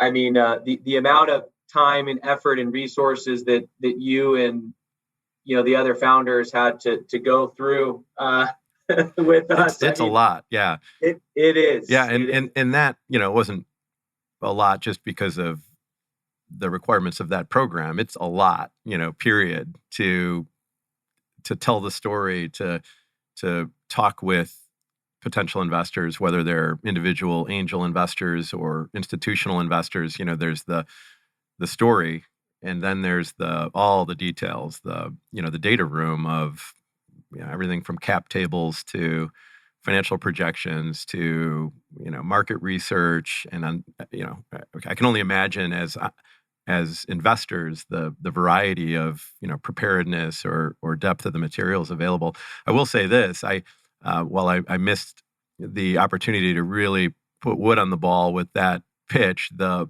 lot of the work that I had put together as a runway towards those finals really paid off, because I ended up closing my bridge round within 3 or 4 weeks with a lot of the material that we had thrown together with some some angel investors that I think there was not one that I had met through the process, but it was just all tangential because I'm always out there pitching. So anyway, the process, right? The rigor of being prepared to tell your story and have the foundational details to back it up. It was a lot of work. Yeah. Wouldn't say it was. Yeah, like you mentioned, you ran into some challenges, but you found the silver lining, so that's great. So yeah, so Tom, talk to us about your professional background, and then lead into the conversation with your wife, which was around, hey, I'm gonna do this new thing, and this is what it looks and feels like, and then tell us about how you started your company. So I've got a degree in accounting. Actually, I went to a great accounting program in the state of Ohio, John Carroll University. I believe it's a private university, but always one or two right up there with Ohio State and then a couple others. And proud to graduate near the top of my class. In fact, I had a job offer from Ernst & Young. I'd interned there, and I didn't take the job, and they were a bit surprised, but I was, I just wasn't sure about the career, and I was at an very early midlife crisis of, wow, I've spent a lot of money on this education, and funding my own tuition bill, living at home, buying a car, and driving back and forth, and feeling like my ladder was leaning against the wrong tree, and that's the benefit of interning, right? I learned and I would have come back around, I think, and taken the job. I bought myself a little bit of time and took a job with a very small company that was, frankly, it was near my home. I was living with my parents, and it was convenient, sort of commuting stop back and forth to school. And 10 years later, I started at that company as a co-op intern student. They offered me a full-time job while I was still in college. And 10 years later, I left the company as executive VP of global supply chain at the grand old age of 28 or 29 or something. And I'd love to say I was really great at my job, but I was, and I worked hard, and I think I was good at what I did, but it also right place, right time. The company when I started was 45 million in annual sales. And when I left, it was 225 million or so. And it had been sold. The entrepreneur exited to a global conglomerate. And so I was front row seat to what it takes to build value and deliver an exit in the middle market. So 9-figure sale of a company. And frankly, it paid off a lot of those credit cards where the diapers and the formula were being charged. So I think that was something you talked about, Austin. Yeah. So just a great ride, and I learned a lot. Actually, the owner of the company and his family became great friends. The owner passed away a few years ago, but together we wrote a book, a summary, just a digest of leadership and what it took to build that company, and had a lot of fun. But I also had a lot of doubts. So here I was pushing, 30 and not sure if I succeeded, because of my own talent or if it was entirely right place, right time. And so struck out to find new opportunities and found my way into a food manufacturing business that at the time was about 60 million in sales. And here I took the role of, had responsibility for supply chain, but also sales and marketing, which was new for me. And then that company went from 60 to 200 million in 5 years. So, and, again, just hung on. And in both companies, both entrepreneurs, very different styles, very single-minded and committed to creating value, both very product and industry-faced. Learned a lot about what it takes to stay focused and succeed and create value, but and proud to be not just a front row seat, but a sort of inner circle executive in both experiences, and really learn how hard it is to make decisions. How painful it can be when the budget doesn't add up. These are stories of growth and success and 2 middle market exits that are greater than 9 figures each, but also there were, reductions in force, and there were budget misses, and there was some shouting and wailing and gnashing of teeth now and then. It's hard work. And so, I rolled out of that one and then, and had, as an executive, that company was sold. And so I had sort of a, an incentive basis of, I wasn't a founder, didn't contribute cash, but, was able to take a breath and think hard about what I wanted to do next, and decided to put a small pledge fund together where I lined up some friends in industry relationships who pledged to support me if I was able to source an acquisition, a small company to buy. And we found one very quickly. I had a pretty short leash. I wasn't going to sit on the sidelines too long, and was actually job hunting or beginning to job hunt at the same time. And so we bought, me and I think probably about 6 other folks, we threw some money into a hat and bought a small company. It was bankrupt. We bought the note away from its bank and, had all the math, all the, the working capital is worth this and that, and projections and whatnot. And then the one thing we did not project was that 3 weeks later, Lehman Brothers went bankrupt. And the first lesson of business ownership was you can't unbuy something.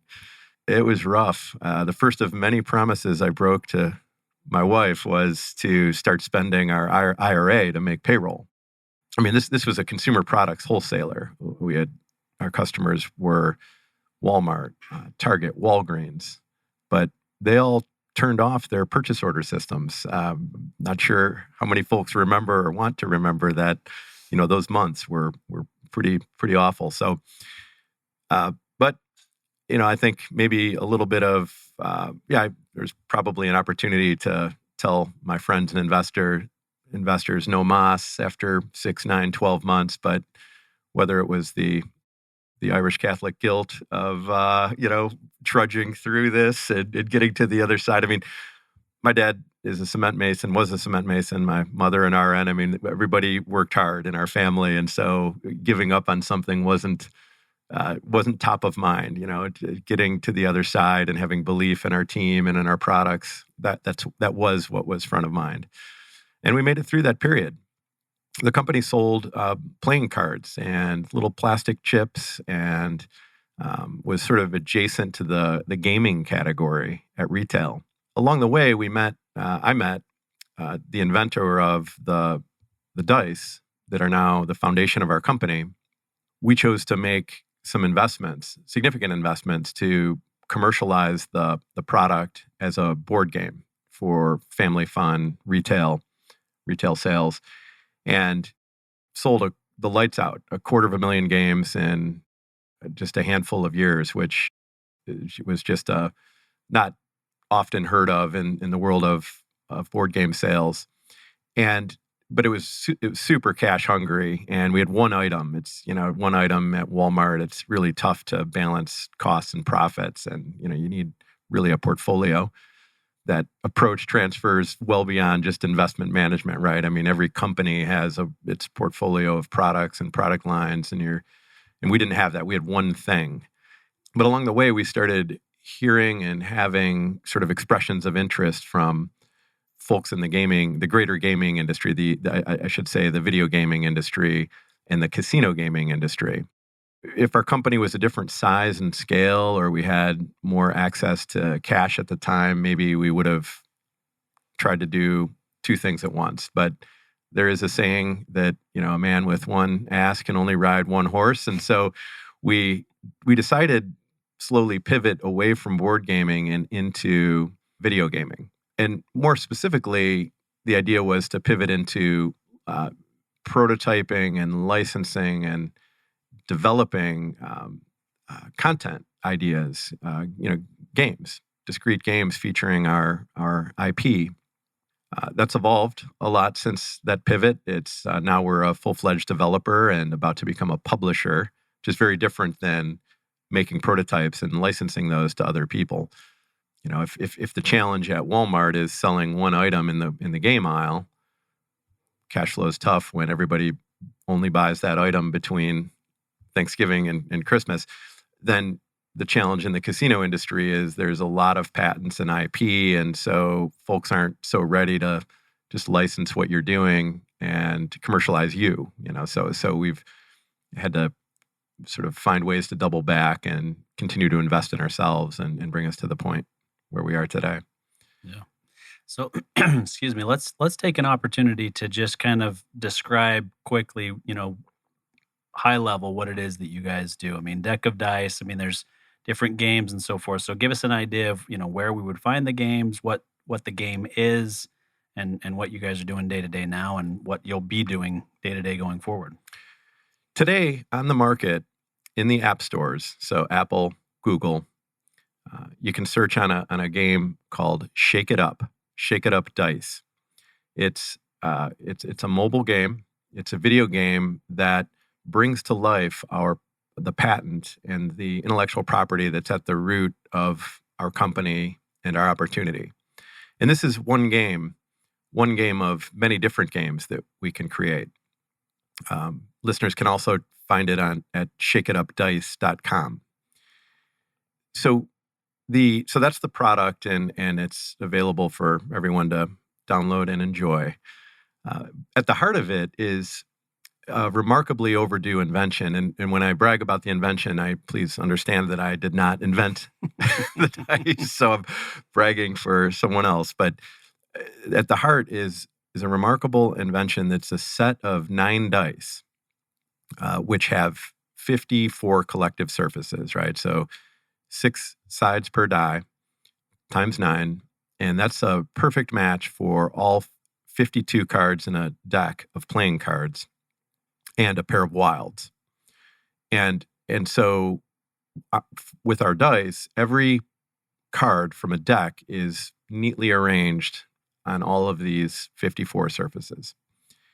And they're gorgeous. They look amazing. Everybody who sees the physical, and I've got a set in my bag here for you, Austin, but the everybody who sees, they're just gorgeous, but beyond looking neat, they deliver the expectations of that playing cards have set.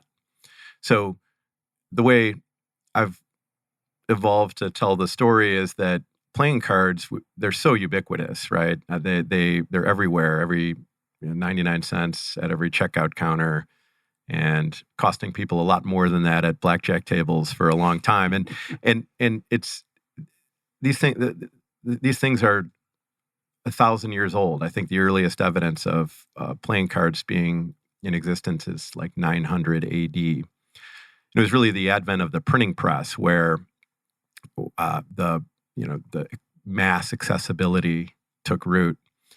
And for 1,000 years, the point of playing card games, whether you're gambling in a game like poker or playing a more casual game like rummy, having fun with friends over a trick-taking game like euchre or bridge, the point of all these games is to create matches of ranks, so 3 of a kind, 4 of a kind, 2 pair, or to create sets of dice. Some people call them straight flush hands or royal flush hands, or in the sport of rummy, it's a run, 2, 3, 4 of spades. And so the inventor of our dice knew that if you have a deck of dice and you throw them and you can't do these things that have been done for 1,000 years, what's the point? If you can't achieve the goals of the popular card games, then you only have a novelty. And so in a fit of inspiration in one night, the inventor actually chopped up a piece of wood and carved them out in a way that arranges the card faces so that if you throw them, it's possible to achieve every possible 4 of a kind, every possible straight flush, every royal flush, every rank. It's possible to achieve a full house hand. You really delivered an opportunity to deliver the most familiar game outcomes in the history of gaming with a new user experience, a new sort of action and drama of throwing dice instead of being dealt from a deck of cards. And so our opportunity, if you step back, and I'm not a game player, so I look at this strategically and from a business standpoint, that there are a lot of games in not just the casino industry, but the casual games industry, solitaire, rummy, even Uno is based on crazy eights. And so the legacy of card play powers markets that are together 750 billion. And we'll come back to the markets where we're playing right now, but the ubiquity of card play, the importance of these achievements, sitting as a base are a deck of cards, which is not a game. It's a system or a platform for gaming. It's a way. The dice by themselves are not fun. Neither is a deck of cards. It's the rules of gameplay, the social component of how those rules draw people together. That's what makes a deck of cards fun. And that's what our charter is, to make our dice fun, to leverage this patent in a way that delivers the kind of gameplay that delights our players. And so listeners can download one game that we've released, which is best described as Yahtzee or Bunko or Farkle meets video poker. It's just blending familiar mechanics. But that's one of many different things we can do. We can create games that are more like bingo, games that are a blend of Keno and video poker, or games that are very rummy-like or matching like Go Fish. So there's this whole sort of, our vision is to create and build this family of evergreen games over time. And the hard part for us has been deciding where to start. And, so the burden of choice and a lot, our business model depends on our first game better be good. Can't talk about the 10th until number one is out there kicking ass. Yeah, no doubt. So I will tell you that your description of Shake It Up Dice, right? In my mind, I was envisioning playing Yahtzee, and I played Yahtzee as a kid a ton with my grandparents. We'd go camping and we'd play Yahtzee in the RV or, out on the patio or whatever. And so the description made sense to me before you even made that, that comparison. So I think that for me, that says that you're on the right track. So I want to unpack a little bit more about what that means. There's options, obviously, digital and throwing actual live dice. But before we do that, let's take a quick break. We'll share a quick call to action, and then Landon will bring us back from break, and we'll jump into kind of what the future holds and where it goes, digital or physical. Awesome. Hey there, Tycoons. Austin Peterson here, co-host of Tycoons of Small Biz. If you think you have what it takes to be considered a tycoon and you're wondering how you could become a featured guest, please follow and then message us at Tycoons of Small Biz on LinkedIn. We'd love to have a conversation with you to see if it is a mutually good fit, and if so, we'll get you scheduled for an interview. If you're unsure about being a guest on our podcast, but are contemplating selling your business over the next few years and you'd like to know what your business is worth, please also follow us and then message us on LinkedIn for your no-obligation, informal valuation of your business.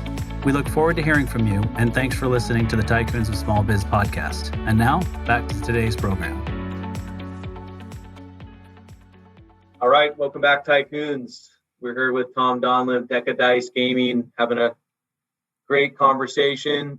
Tom, tell us about Shake It Up Dice. So you just alluded to the fact that you've got to have game number 1 solid before you talk about game number 10. So is Shake It Up Dice, is that number 1? Is that kind of your foundational game, I guess, if that's the right word? It is, Landon. And it has roots, in fact, heavy roots with the board game that we worked to commercialize with the inventor. And I actually want to talk about her for a moment and then run down this trail of the game design. But a woman named Carmelyn Calvert invented these dice, and she was, unfortunately, she passed away a few years ago, but probably one of the most brilliant people I've ever encountered. And yet someone who lived in the country and had a high school degree and really just sort of presented as, she wrote an email to me submitting her game, and I deleted it. And it just partly just was lost on me, I think. But, the pitch, the art of, telling your story, maybe Carmelyn didn't pull my strings the right way. But at the time, our marketing director read the email and came into my office and said, dude, did you read this thing? And, at the time her patent was pending. So we actually helped shepherd things along. But she had an idea everyone should have. And it always fascinates me how we talked about cards being 1,000 years old. Well, dice are 6,000 years old, I think. So these two systems, right? They're both gaming systems, have been seen around town together for a long time. So, putting them together as a chocolate meets peanut butter moment, and Carmelyn had it, and she had this visual intelligence where she could sort of pick these things down out of her brain and put them on and so she came to me with at least 6 different game designs. She had one in particular that she had been testing on her own with her own budget, and so we worked to build around that. And the Yahtzee thing, it was rolling dice 3 times to kind of put together your hand or a strategy seems natural. It kind of takes the pay table out of the question. I mean, it becomes a more social dynamic. It puts a little more control in the player. And in a table game setting, it's perfectly natural. And so we ran down that trail. Well, on the digital side, when we pivoted to get into video gaming, it wasn't so clear that was the place to start. To me, and the team that we started to build is amazing. I mean, we've got just an amazing set of folks, some of the most legendary and experienced game design and game development folks in the industry. And so chewing on this, right? We can do a slot machine with these. So you can throw them down, and you can have the universe of results and craft a pay table against that. And digitally, we actually prototyped that, and it looks pretty cool. But is it better than this sort of Yahtzee mechanic? That's a question. And so we spent a lot of time on design and focus grouping and research. But darn it, if every time we didn't have a conversation with someone in the industry on the video game side or the casino side, they would naturally grab the physical dice and throw them on the table and hold some and re-roll the rest. So it's just clear that somewhere in our human DNA is this desire to roll dice 3 times. so we stopped fighting. We've prototyped a dozen different types of games, and I expect that 5-10 years ago, you guys will have seen all of them on the market. But starting with this one, it's classic, and it's got elements of it's not just Yahtzee. It's games like Bunko and Farkle and Kismet. There's this long tail of roll these dice 3 times. And then there's poker, video poker. Poker is probably the most played game on the planet through time. Video poker, certainly probably the most successful casino game of all time. And so blending elements of that, that's what we're doing with Shake It Up. And our early metrics are dynamite. I mean, we're getting some phenomenal depth of playtime and engagement from our players, and delighted with that sort of proof of concept and proof of appeal. But never, gaming is, you don't throw a mobile game out there and watch what happens. It's not like a retail physical product. It's a live service. It's a SaaS business where you operate the product, you run the servers, you make changes to the game, you issue updates. Players always want new and fresh content. It's games as a service, or GAS is the acronym, GAAS. But so what we're learning is, there are some players who love poker and aren't afraid of that dynamic. But how do we, we're sort of steering the game more towards Yahtzee meets Rummy, or sort of a blend of Rummy and poker, because there's a lot of casual players out there who will play solitaire, play the lights out, and so we want to, through time, make sure this game appeals, to the deepest part of the market. Everybody who enjoys card or dice games, not just poker players. And so starting with this very natural tendency for people to roll three times to do a thing, our journey is about simplifying that thing, presenting the goals to the player in a very accessible and intuitive and very simple manner, taking the edge off, giving something for everyone, giving something that feels a little bit like poker to poker players, but can be accessible to players who prefer other types of card games. So that's where we are with the product, is really tuning and investing in this experience. I think that maybe to put an exclamation point on that, on the market right now is very much what we call a minimum viable product. It's very playable, very enjoyable, and is designed to prove the very core of the experience. And we've nailed it. We're getting 20 to 25 minutes per day per player. I'd love to draw the analogy to Seinfeld, who is a billionaire by getting 20 to 25 minutes a week from people willing to sit and watch his sitcom. So our business is entertainment, so gluing your eyes and your attention to a small screen, to our form of entertainment. That's the trick. And so how do we create that near miss? How do we give you the user experience of throwing dice digitally? How do we, how do we blend this poker versus Rummy, making the game accessible to people? That's what we're doing now, is building around this incredible amount of time that we're seeing from players to make sure we build and widen the net of our audience and build the types of systems that games like this depend upon to keep people for 30, 60, 90, 120 days. There's a long tail here, and so it's building all of those features to keep people engaged. And a lot of them have nothing to do with Yahtzee or poker or Rummy. They have to do with collecting things, building metagame journeys inside the game. But I'm getting a little technical here, so I'll kind of back up. And so, Landon, that was a long answer to your question about, starting with Yahtzee. I dialed back to talk about the inventor and come roaring back to this game mechanic. Yeah, no, appreciate it. It helps to paint the picture, which is always helpful. So appreciate that. All right, so talk to us about kind of what's going on today. I think you've got a licensing deal with a casino operator. I know you've got some great, really exciting plans for growth. So kind of talk to us about, what's going on with the company today, and what's the pathway look like, going into the future? We released Shake It Up just about a year ago, and we came to market.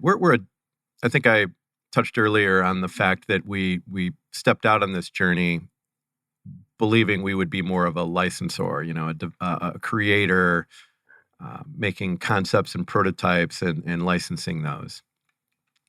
And then we realized that we needed to be a full-fledged developer.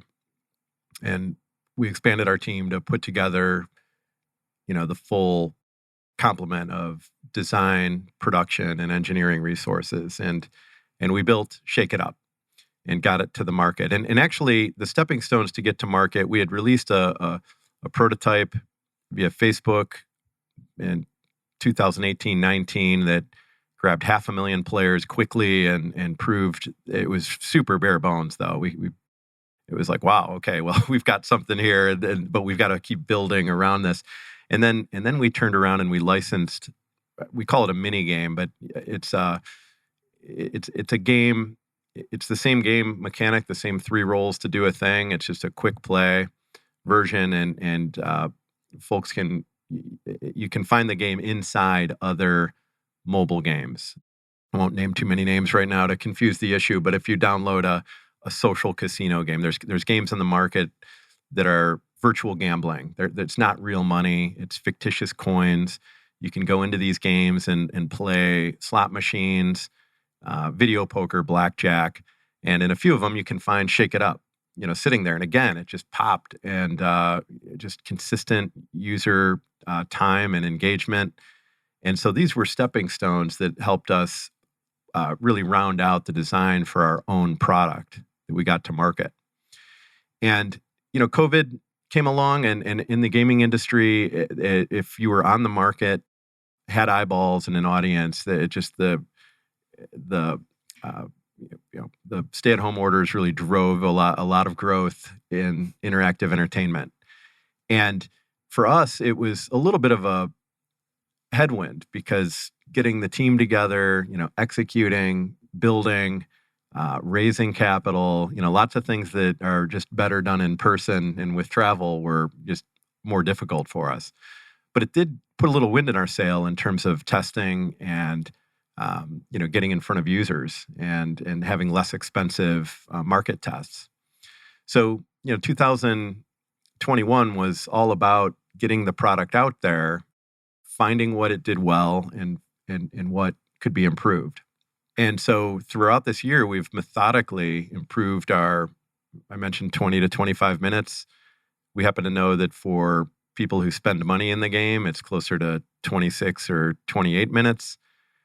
So, tuning our dashboards, understanding the players at a granular level, who's not paying, who's paying, who's watching ads. We have a system where you can opt in to watch advertising to get rewards. Very common in the industry. Some of your listeners may not be aware that that's a thing. That's a way to make money. If I can't get you to buy this thing, maybe you'll spend 30 seconds watching a video to get one of those things. And people do it. And we know who's buying, who's watching ads, who's doing both. And it's and so as we've continued to build the product, we're doing so with intelligence, and we're building with a purpose to maximize the behavior of the folks that want to spend money in the game. Now, I should step back and say, in mobile games, our model is it's called free to play. It's kind of a misnomer. It's really more of a free to install. And yeah, you can play for free if you really want to grind it out. You can just in our game can appeal to players who don't want to spend money. But the game sort of drives a certain type of competitive behavior and a certain type of impatience with a small set of players who are willing to pay $5 a week. It's not a subscription, but the way players consume the game, and I won't get into the technicals, but we offer virtual goods that can help you win, that can help you compete, that we sell coins where you can pretend to gamble against your friends. And, these are things people a very small set of people, but a very important set of people spend money on. It's fascinating because those players then carry the rest of the players who don't spend as much money or any money. But I liken it to back to Walmart and retail, GameStop, right? You could go and buy a cartridge for a console or a CD, and it was a defined price, right? It's $14.99 for this CD or $60 for this Call of Duty. Well, what mobile gaming attempts to do, it's mobile gaming is really a throwback to arcade gaming, where if you remember or have seen, TV shows where people are putting quarters in and just trying to keep going and get to the next level, and that's what a mobile game's doing, except you're connected to Apple's wallet or Google's payment system, and so you replenish what you need and you keep going, and so our game ultimately, if it costs us $8 to bring in a player, we need to make 10 on average. If it costs us $1, we need to make $1.50.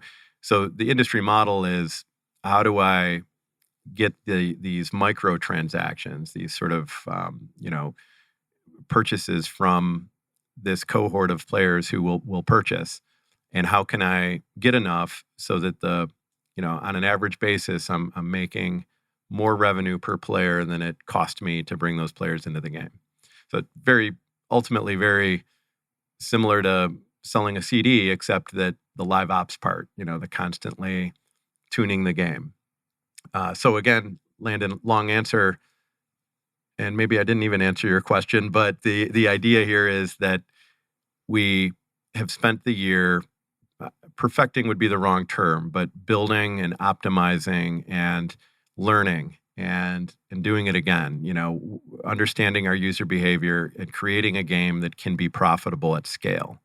And we're at a point where we believe we've done that, where our game is ready for scale. So now what? We are considering going out and raising a marketing fund where we dump gas on the sparks, right? If we're showing that, we can bring in a player for $1.50 or $1 and make $1.50 or whatever the numbers are, right? There's a profit spread. Let's bring in the bucket of gas. Well, again, we made the transition from licensing and prototyping to development. So, can we just wave a wand and become expert at marketing and publishing? The answer is maybe, with time and money and the right partnerships. So we're considering that. But in the meantime, our story has gotten stronger and stronger and stronger. And so one of the top casino operators in the industry has, one of several actually, through our shoe leather, we've been pitching and sort of keeping industry connections aware of our progress. And one of the top casino operators in the world decided to do a licensing deal, essentially, where we're going to build a version of Shake It Up in their likeness and bring a licensed product to market, much like a white label solution, but we'll bring their brand to market while we continue to operate and potentially continue to publish our own brand. So our business model is evolving, and that's part of why I'm here out west, probably not getting ready to co-locate again, but to continue to, sort of cement our new path forward from here and, build the partnerships that it's going to take to get there. The casino operator, it's worth, it's a confidential deal until the game launch is scheduled before June. And so we'll be talking a lot about it closer to launch timing or just after. But in the meantime, it's worth explaining that casino operators are interested in the casual market for social mobile video games, because if there are people who are out there pretending to gamble, they would like that market share, because from a loyalty and a marketing standpoint, if players can experience their brands and there can be, the right tools and cross-promotional techniques to bring those players into the front door or into the real money online gambling sites that exist in states like New Jersey, then it's in the interest of most casino operators to have a kind of an omni-channel or this strategy where they're doing things that are not related to gambling, but are absolutely related to growing their audience and expressing their brand. And so we begin 2022 with a relationship to bring a non-gambling version of Shake It Up to market by mid-year, but also really excited about all of the cross-promotional games we can do, all putting real dice potentially in the foyer, the front lobby of casinos, putting content on slot machines, getting into online real money gambling. So we're focused on social. We've got an important deal bringing us to market to help penetrate market and social. And, from there, hopefully the sky is the limit into these other markets. Yeah, I think obviously the future is bright. There's probably at least another hour of content that we could discuss on, where you're going with this and what the opportunities are. And so, especially with the launch of the licensing deal around June, I'll just throw out there now, it'd be great to have you back on third or fourth quarter and kind of give us an update on where you are. Because I do feel like there's so many other things we could talk about. I mean, you guys are a virtual team from the get-go that we didn't have time to talk about today. And so we'd love to have you back in 6 months or so and kind of get an update on where you are. Awesome. I'd love to do it. All right. But at this point, we're out of time, unfortunately. The good part of that is we don't have to look at Landon on screen any longer, so we can move on with the rest of our day and look at better things going forward. But we really appreciate the conversation, Tom. We've learned a lot. I feel like this is an area that I know a decent amount about, but there are so many things that you taught me today that I know our listeners will enjoy listening to as well. So thanks for being here. Let's give you a last opportunity to just kind of throw out the websites where they can find you, best places to find you personally, as well as the game and the company. Great. Yeah. ShakeItUpDice.com. Shake It Up Dice. And also just searching on Shake It Up Dice in Apple's App Store or the Google Play Store. As far as me, it's Tom Donnellan at LinkedIn. Just Donelan. Pretty easy to find. Awesome. And I think that's it. Awesome. I was gonna say maybe you could get Taylor Swift, but isn't her song "Shake It Off," or is that Taylor Swift? Yeah, I think so. Just a couple letters off. What's that? No. Yeah, I think it's. I don't know. I don't know anything about pop culture, and so that sounds about right. But nonetheless, Tom, really enjoyed the conversation. I learned a lot as well. And we appreciate you being here and look forward to following your continued success. So thank you. Thank you both. Really enjoyed being here. Thank you.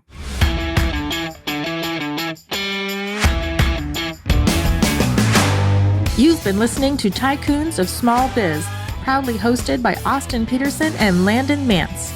Austin and Landon are comprehensive financial planning professionals specializing in financial, estate, and succession planning for small business owners. Austin and Landon have offices in Scottsdale, Arizona, and Las Vegas, Nevada, and represent clients in 14 states throughout the country. Join Austin, Landon, and the featured Tycoons live every Tuesday at 1 p.m. right here on Business Radio X and your favorite podcast platform.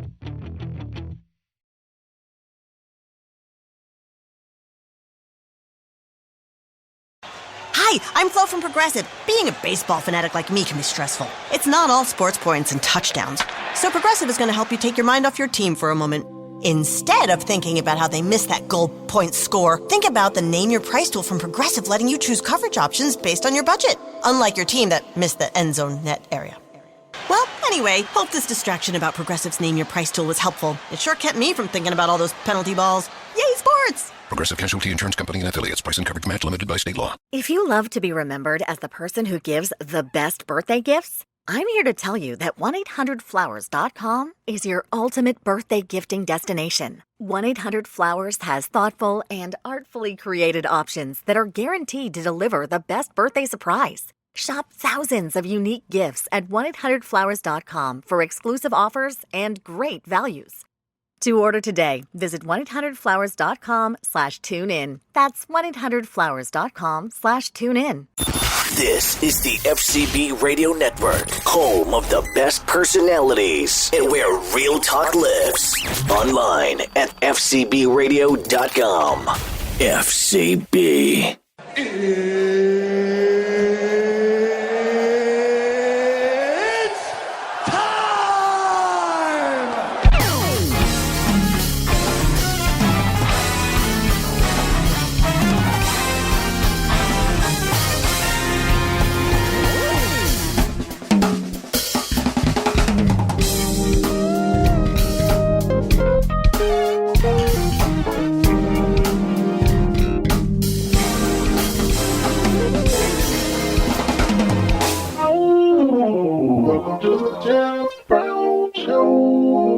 Hey, this is breaking news. This is your man Jeff Brown with breaking news. Tom Brady, the GOAT, has officially retired from the NFL after playing 22 seasons, winning 5 Super Bowls, 5 MVPs, and Super Bowl MVPs, and 3 regular season MVPs. Man, listen, Tom Brady, best wishes to you and your family on your new journey. Hey, listen, stay right here. Don't go back. Right now, we got to go to the Jeff Brown Show. What's going on, everybody? This your boy, JB, in the building, the host with the most, and you tune into another hot episode of the Jeff Brown Show. Got my partner in crime with me today, Mr. Darvio Morrow. We call him, Reverend Durone. We call him the Kingpin, whatever it is, even Mr. Liberty. However you feel today, that's how you address this, man. You know what I'm saying? You do what we do. You know what I mean? So it's all good. What's up, brother? How you doing? What's up, Jeff? You getting ready for the snow? Man, it's a damn shame, man. I'm sick of it. I know. Snowstorm. As soon as this show is over, I'm about to go. As soon as this show is over, I'm about to go to the store and buy everything in bulk. listen to me, man. Want to hear something crazy though? For real. All right. So my power, we had a power outage last night. Oh, really? Yeah, in my condo, my place. I'm like, man, so I'm sitting, because a lot of times I fall asleep on my couch. Don't ask me why, I just do, man. So all I'm doing is watching, I'm watching Lethal Weapons, the movie, number 2. And all of a sudden, my power, I see my TV, my power just flick, and it just goes out, man. They didn't restore it until this morning. Wow. And when I try to tell you, it was cold in the house. It was cold, man, in my house, man, for real. So, Lord, I just pray that we don't have no issues, man, like that with this ice storm and snowstorm that's coming, you know. Yeah, because it's supposed to be pretty bad. There's gonna be a big one. Yeah, man. Yeah, it's supposed to be crazy. And also, too, man, we got a big show coming up today as well. We got Steve Holman from Smart Drive USA. He's the CEO of Smart Drive USA and Drive My Vehicle. Got a phenomenal story. And one of his testimonials is coming on the show that actually saw one of my promotions via social media.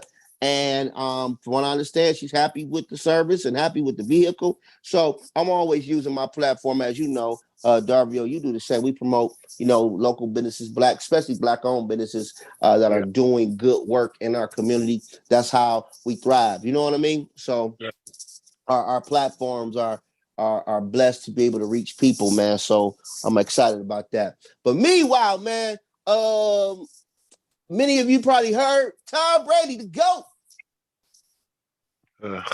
said he's done. I know, Darvio. You still rooting for Baker Mayfield. I got you. But listen, today is about Tom Brady, man. You know what I'm saying? Today is Tom Brady Day. We appreciate the work, the body of work, the greatness, man, for 22 plus seasons.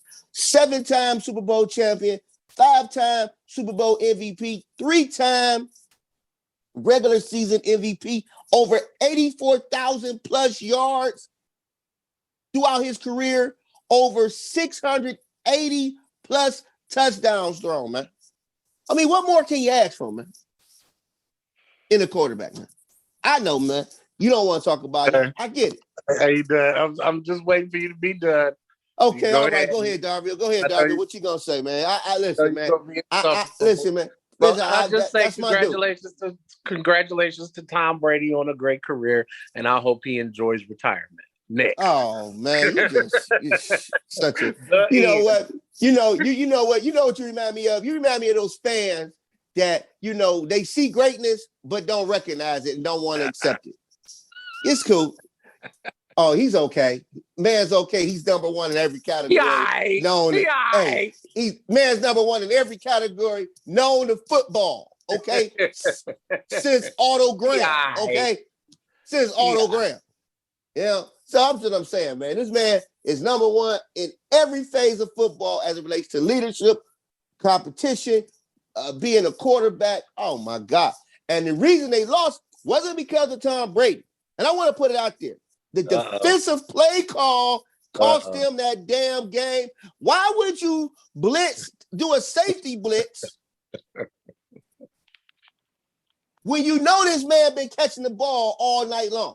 And you're gonna do one-on-one coverage on this man with one of your struggling D-backs? Stop playing. You let Matt Stafford get that off on the GOAT? This was So I you guess what though? You know what, Tom Brady, man, much love to you, brother. My prayers are with you. You and your family, Giselle, the kids, your dad, your mom, everybody, man. Listen, Tom Brady, you deserve it, brother. And guess what? If you just want to come back and just show him one more time, definitely come on back. But if not, you have definitely earned your way to walk off into the sunset, man, because you've definitely made a mark on this league and the sports entertainment world abroad. So we appreciate you, Tom Brady. With that said, man, this is gonna be a day of hot topics as well. Miss USA, man, plunges to her death, bruh. Yeah. That is so sad, man. New York, she jumped off a 30-story building to her death, man. I mean, this really opens our eyes to the seriousness of what has been going on with a lot of people committing suicide, man. The mental stress and the mental illnesses that people are really dealing with. It's been on the rise since the pandemic, and it's really taking its toll, man. Like, I mean, it's crazy, brother, that this is happening, and such a bright future, man, and just going too soon, man. She was young, man. I think part of it, man, is and few people want to admit this, but we're not meant to spend long periods of time in social isolation. You know what I mean? A lot of whatever issues that people are dealing with, sometimes it can be exacerbated by the social isolation. We see that suicides are up, drug abuse and drug overdose is up. You see all of these different negative indicators are like people are really struggling, man. And I think it's something that we really as a country need to start talking about. Like this long period of time of social isolation is not healthy for people. Right. And not only that, let me say this. I agree with you. And here's the other part of it too, man. This could also be generational. This could be, something that, that has been passed from one generation to another, where people have been dealing with this for so long, where they really don't deal with it and they really don't talk about it. You know what I mean? And I would encourage anybody, listen, if you are in a place where you feel that, you feel like giving up or you're going through, listen, it's okay to go get help. It's okay. I think one of the problems we also see too, man, I'm going to say in the Black community, that we've grown to look at or think it's okay to shame someone who's depressed because they're going to get help. They're going to talk to a psychiatrist. Try to get help. And we're ashamed of it, like, you weak. You're weak ass. You need to, come on, man. Let's be real. No, if you need to get if you need help, get help. You need to get some help. Yeah. Yeah, absolutely, man. And we have to stop doing that.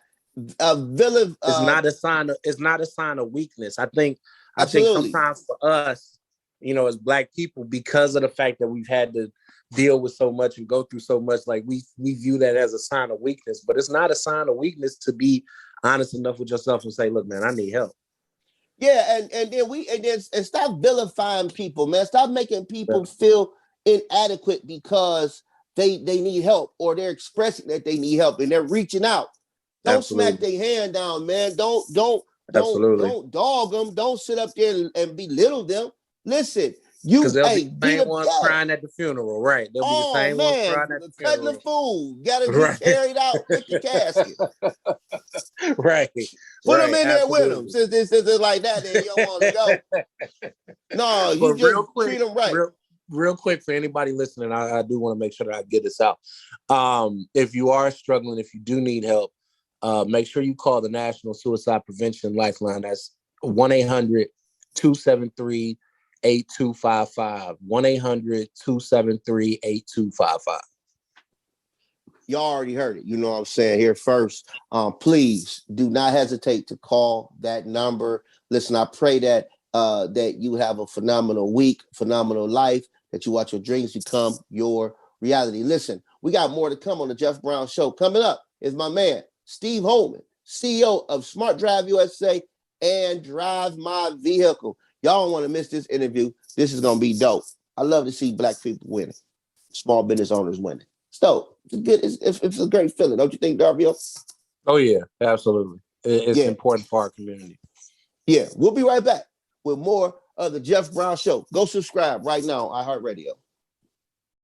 If you love to be remembered as the person who gives the best birthday gifts, I'm here to tell you that 1-800-Flowers.com is your ultimate birthday gifting destination. 1-800-Flowers has thoughtful and artfully created options that are guaranteed to deliver the best birthday surprise. Shop thousands of unique gifts at 1-800-Flowers.com for exclusive offers and great values. To order today, visit 1-800-Flowers.com/tune-in. That's 1-800-Flowers.com/tune-in. When the bills come in, when the money's all gone, can't pay your rent, and when your money's all spent, when your credit card's maxed, no matter what relief you need, there's one site to see. Finally, one website for any debt problem. Call 844-486-1011. 844-486-1011.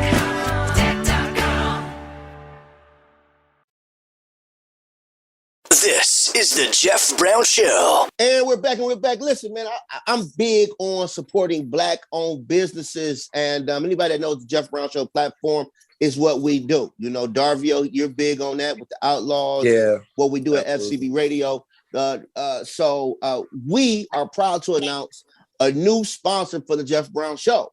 And the owner is on with us. And we also have one of his recent clients who learned about some of the things that he's doing to help people reestablish their credit, build their credit, and get them driving. We have Mr. Steve Holman, who is the owner and CEO of Smart Drive USA and Drive My Vehicle. What's going on, Steve? Everything's great. Wonderful. What's going on, Jeff Brown? How are you? Everything. I'm good, bro. I'm good, man. Love your energy, man. Tell me a little bit about Smart Drive USA, and talk to me a little bit about Drive My Vehicle. And we're going to still get a little bit more into it later in the show, but just kind of give me a brief introduction on that, because I definitely want to hear from Ashley and her experience dealing with you and how that all worked out. Well, Jeff Brown, let me tell you, man, I've been in the car business since 1996. And I've been selling new and used cars for these dealerships for years. So I finally got my own business, right? So I pretty much nailed it down to, we need the money first instead of needing the car. I used to turn people away for years. They used to go out on the car lot and look at vehicles and want to take it for a test drive. But lo and behold, I had to say, you know what? That car is not a fit for you. So I started Smart Drive USA. And what Smart Drive USA does is we actually get you the money first. You know what? You don't even have to come in. We do an application over the phone and get you approved. And we shoot you some pictures of some cars that you selected. And if you like those pictures, you come in with those stipulations, as in, a W-2, driver's license, proof of insurance. And once you get here, we go for a drive in the vehicle. And if you like it, you take it home. You're already approved. That's the fantastic part about this. You're already approved. So it pretty much cuts. It pretty much cuts to the chase for real, and it kind of cuts out the stress of figuring out if you're gonna get a car or not. Absolutely, and also we're giving away credit tips at the same time. To build your credit up, so next time you get yourself a brand new car, instead of coming through you can get yourself a brand new car, if you know what I mean. So it's lower rate and everything like that. Awesome, right? It is. Right. Hold that. So we have Ashley on with us. Hey, Ashley, how are you? Hi. So tell me a little bit about your experience with Steve, and how did you hear about Steve, and how did that all turn out? My parents actually saw an advertisement on the Jeff Brown show, and I was in a car that needed a lot of work, pretty much an emergent situation where I needed a car because I work so much. And so I called the phone number on the ad. He told me what information I needed to sent the information on a Friday evening after hours. I told him my story. He told me he understood that it was urgent. Don't worry. He processed my application, and Monday morning I had a car.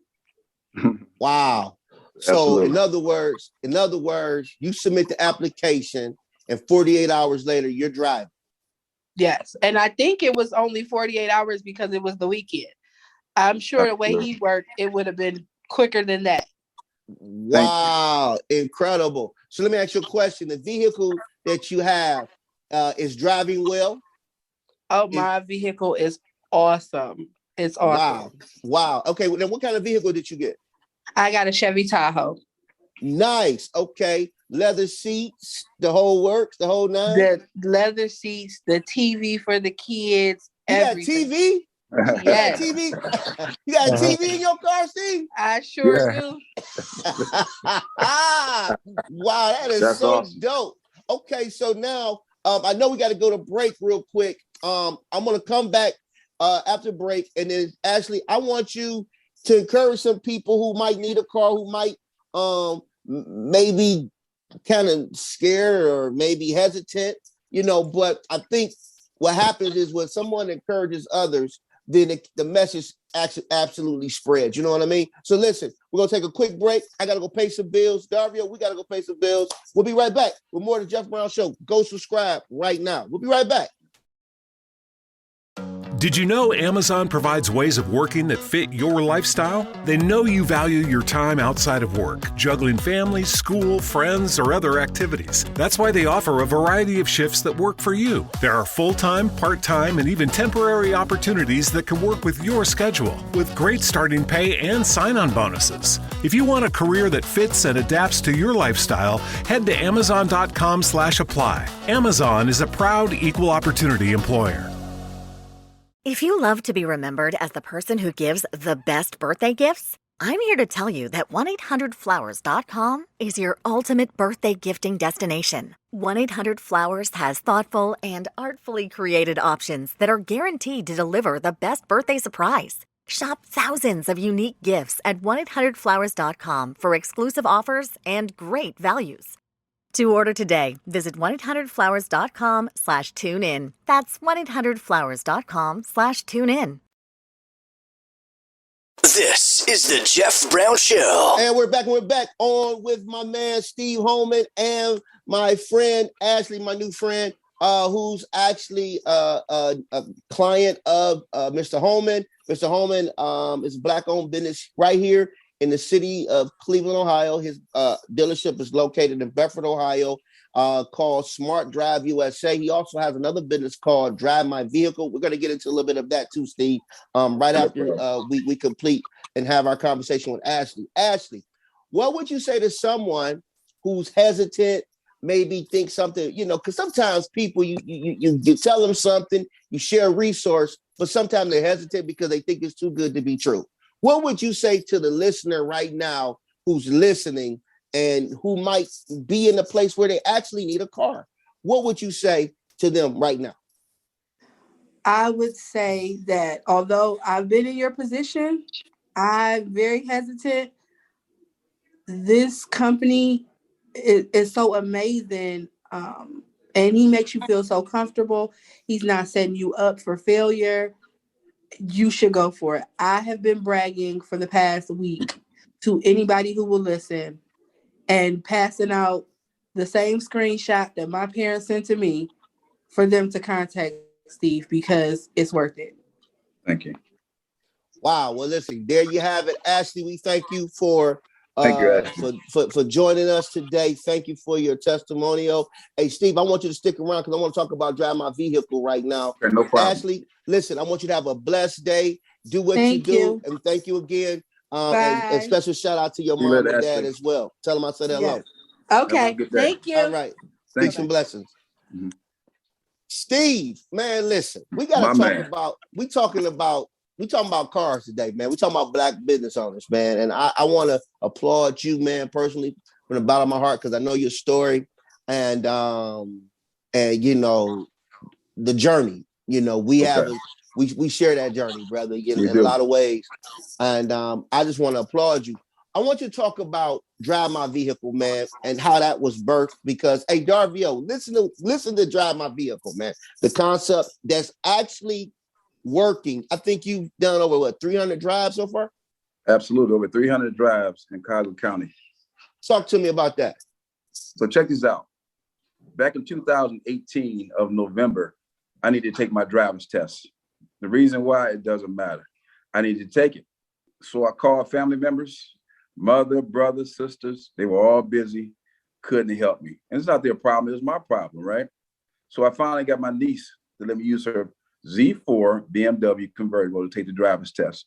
She picked me up. She took me to the station, let me use her car.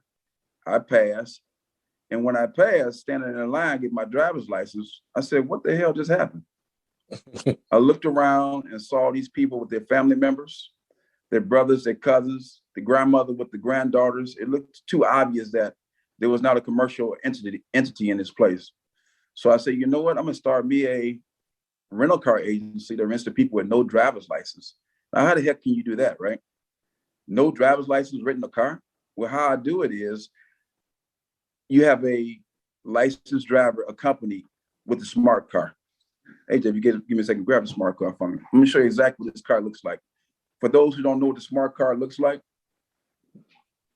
right quick, give me a second, y'all. I want to show you guys something here. The car.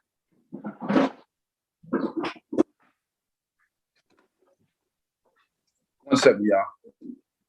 Y'all ever seen this car on the road? Absolutely. This is a smart car right here, folks. For $49, you can go online to my website and order a car to take your driver's test with a licensed driver. And what we do is we pull up half an hour before time. We talk to you about the vehicle. We go over all the mechanisms of the vehicle and tell you what to expect. And we hand you the key as your licensed driver and you take the driver's test. Now, let me tell you, out of 320 people, I want to say less than 1% fail. Less than 1%. And I can't even remember those people who fail. A lot of times, man, you can go out there and take that test with this car and whip all the way through because it's so small. And a lot of folks, mothers and fathers, have these SUVs, you know? They have these SUVs where they're too big to take the driver's test, okay? And you're scared. It's too big. So this is the car you guys use to take the driver's test. It's easy. It's going across the United States, you guys. It's going to be parked at every BNV. You can just walk in and schedule a driver's test. You don't have to have a licensed driver with you at all. We'll show up with our ID and be your licensed driver for sure. So that's just part of the story there, guys. Wow. Yeah. That's dope. That's dope, Steve. And now the business itself is steadily growing. It is. It is. So we actually do a practice test. So say for instance, if you don't know how to do the maneuverability, you can pay a little extra to show up like a half an hour before. We have cones in the vehicle where you can practice the maneuverability. Hey, Steve, your mic went out a little bit. Say that again. Can you hear me now? Yes, I can. Yeah, there we go. I said we have cones available also. The orange cones. Okay. Where you're able to practice before your driver's test. And it helps out a whole lot. Right, the maneuverability. The maneuverability. Absolutely. Wow. So we only here in Cuyahoga County right now, but we're gonna be coming across the United States, everybody. So stay tuned in, and we're gonna do some crowdfunding and get this thing, because we know that it's needed across the United States. Every individual house does not have a car to take your test. And even people that's coming home from prison, they need it. Oh, absolutely. I done served, I don't know how many people came home from prison, because the family members maybe have passed away, you know, or they're in another state and they don't know anybody. I mean, how can you use your friend's car when you don't have a friend? But you know what? Using Drive My Vehicle will give you employment with Amazon, UPS. Something happened to your camera, Jeff. UPS. I'm here. And things of that sort. And it employs a lot of people having a driver's license. It helps the community. Right. So with that said, man, say some words of encouragement to someone, man, you know, that might be going through something today. Steve, one thing I love about you, brother, you're positive. You always keep the faith. You all, regardless of whatever you've been through in your life, man, drop some word of encouragement, and also drop your social media handle so people can connect with you, follow you, and touch base with you, man. Okay, so real quick, my social media handle at IG is DMV Test Now. That's DMV Test Now. And all you guys out there who are not encouraged about taking your driver's test, or even wondering, can I get approved for a vehicle? I tell you what, mark my word, these people are lending money. They will give you a car. You know what? Most of these cars come with GPS, so pretty much they know where you are. It's not like it used to be. You can have the car come with $500 down, your most recent pay stub or utility bill. You have yourself a nice vehicle. And also with Drive My Vehicle, those folks who are scared to take the maneuverability test, don't be anymore. Go to my page at IG, DMV Test Now, and look at all the testimonies, okay? And keep your head up. I'll be there for you. There you have it, man. Listen, hey, Darvio, do you need to take the driver's test? No, but if I did, I'd call him. That's what I'm talking about. Listen. My man. Hey, listen, we'll be right back for the Jeff Brown Show. Make sure you guys go subscribe right now on iHeartRadio, Apple Podcasts, or wherever you listen to your podcast on your favorite listening device. I'm so glad if I ever need a driver's test, I'm calling Drive Your Vehicle, because I'm going to use the smart car on this one. But listen, we'll be right back with more of the Jeff Brown Show. My man, Steve Holman, in the building, hanging out. Yeah. All right, now.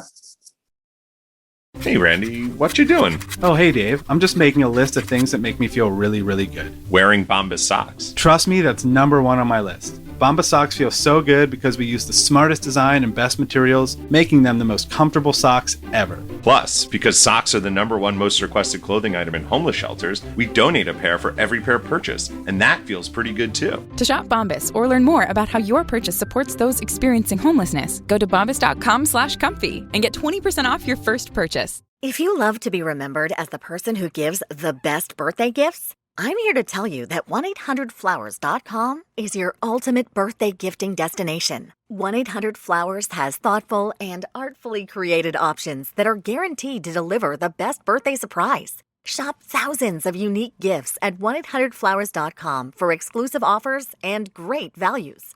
To order today, visit 1-800-Flowers.com/tune-in. That's 1-800-Flowers.com/tune-in.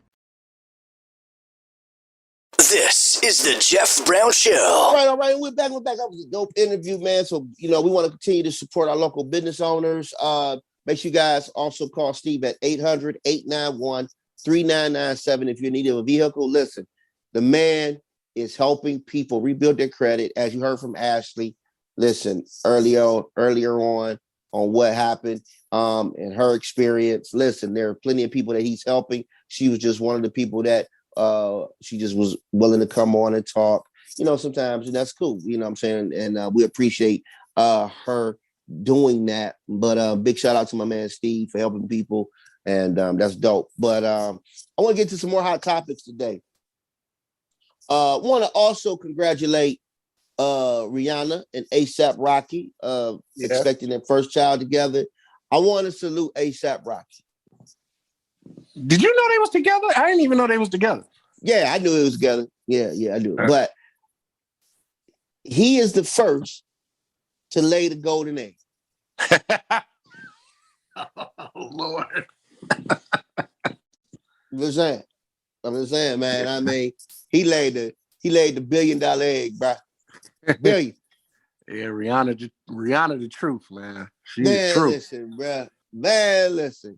You know what I mean? You know how many times I've dreamed about Rihanna, man? Just dream. Every time I thought about Rihanna, man. And this guy, he not only dates her, is with her. Now they're expecting their first child together. Big shout out to them. And to imagine her being a mother, I think she's going to be a phenomenal mother. I think she's going to do great. We know the child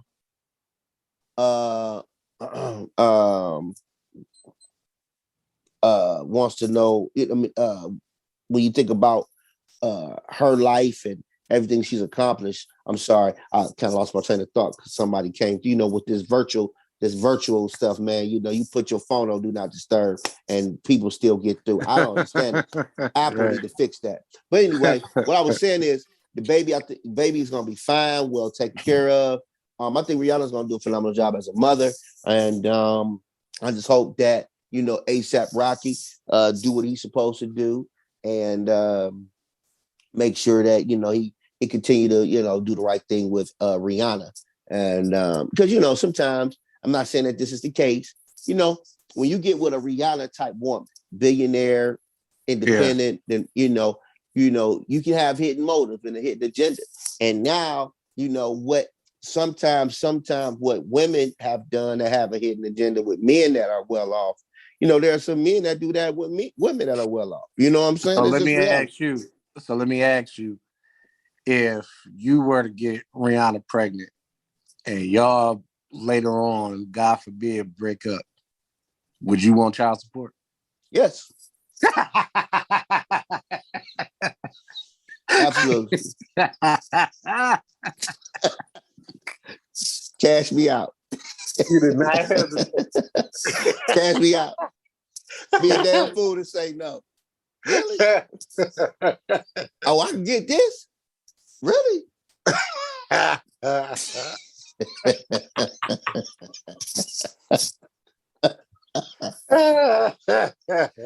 I'm terrible, man. I know I am. But it's real.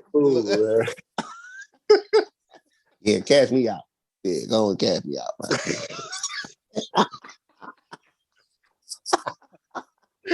Cash me out. Oh man. Yeah, man. You wouldn't? Man, that would be hard, man. Like, how do you? Well, I guess in that situation, man. You said, did you say? Because I was about to say no. Because I was about to say, how do you say that to your boys? But I guess your boys would understand in that situation. Yeah, I mean, listen, women tagging these men. Yeah. Okay, I all mean, the time. Vice versa. Listen. See, here's the problem. It's bad because women feel that a man shouldn't even want child support. Right. But guess what? In most cases, it does work out that way. And more than likely, if she was on the same level financially as me, I wouldn't do it. But since you're a billionaire, I can use that money to help build some more legacy for our child. Yeah. We I'm going to invest the money. We going yeah, it's going to be well spent. Trust me. And I'm going to always tell the world that you did it. Appreciate your contribution. Hey, but listen, on a side note, man, we're covering today hot topics. Whoopi Goldberg, the legendary actress Whoopi Goldberg, and moderator for the highly acclaimed talk show, The View, issues an apology. She made a comment based on what was happening in Tennessee, where Tennessee banned, I think, the Pulitzer Prize. Let me make sure I say this right because I don't want to get it wrong. There's an attempt. I don't think they did it. Did they do it? Okay. There's an attempt to ban. I think it was something with Black history. The Jewish Holocaust. with the Holocaust. It was about it's so much stuff coming up down there, but but you understand, yeah. So whatever happened, and I want to make sure I get this right, Darby, because I don't want to. I want our listeners to. I want our listeners. Whoopi made a really stupid comment on The View. She said that the Holocaust was not, because I guess they were comparing, like what we've went through and all of that, as Black people and all that, and she said the Holocaust was not based on race. She said it was not based on race. She said that, and what happened was the Tennessee School District recent banning of Art Spiegelman's Pulitzer Prize-winning graphic novel about the Holocaust. Okay, that's it. Moss. Yeah, so they banned the novel from from their educational system, and Whoopi says, "Hey, well, the Holocaust was not about a race." Stupid. He should have known better. I mean, if you go and just from a historical perspective, clearly, like Hitler believed the Jews were a different race. That's why he did what he did. It was hatred of them as a race. Correct. You know what I mean? Hatred of the Jews as a race. So that was just a really, really stupid thing for her to say. Yeah, I just and I'm not making no excuse for her, but I guess when you look at it from this side of the experience when it comes to Black people, because we have always gotten, the shitty end of the stick, as it relates to our culture. You know what I mean? I'm not saying that was her thought process. I don't know. I'm just trying to, I'm just trying to look at it from all angles in the perspective. But at the same time, you can't say, this wasn't about race. I mean, it clearly it was. It was clearly, about hate with race. Which is why I would have rather her said. I would have rather her said, you know what, maybe had even made some type of reference to slavery, as it relates to Blacks or something, in that statement. I don't know, but the reality is that it's just a sticky situation. Yeah, well, part of the issue, man, that we have to realize too, because us as Black people, we've been through a lot, historically and throughout the years. But I think sometimes we act like we the only ones that's ever been through stuff. Like if you go and look at what the Jews have went through, the Jews have been through a lot too. And so to kind of discount that, I thought was a bad move on her part. I don't like to do I don't like to compare pain versus pain. I don't like to compare trauma versus trauma because I don't think it helps anybody. You know what I mean? Well, it doesn't help anybody to say, my trauma is worse than your trauma. Like that doesn't, who does that help? You know what I mean? We got to be real careful about, comparing one to the other because whatever one group went through, you know what I mean? Like that, their trauma is their trauma. Our trauma is our trauma. So I don't even understand what she meant to say. I'm trying to make. Yeah, I was trying because I mean, when you look at it, I'm thinking that she was maybe more so speaking from the standpoint of being Black, having a history of what Blacks have went through, because even tragedy is tragedy. But when it comes to particular race, a person that's a Jew would say, well, we went through this worse than Blacks. A Black person would say, hell no, Blacks had a worse experience. That's the point I'm making. I don't think anybody should do that because how can we compare pain to pain? How can I say that like whatever pain you went through, oh no, it ain't nothing compared to what I went. How can I say that? Because I don't have your feelings, I don't have your emotions, I don't have, you know what I mean? I don't know what trauma you went through. So I think you always get into trouble when you start trying to compare pain to pain and trauma to trauma. I just think it's a bad look. Just stay away from that. And I just would encourage people, listen, I applaud Whoopi for coming out to apologize. Yes, she did. And, because that's just huge. And also, I would say take this as a learning experience, everyone. Everybody has a different walk of life. everybody has a different perspective. The way we grow together, the way we get better together is that we respect each other's way of life, way of thinking, and then it's okay to disagree, but not be disagreeable. So listen, we'll be right back with more of the Jeff Brown Show. Man, this has been a great show. We'll be right back.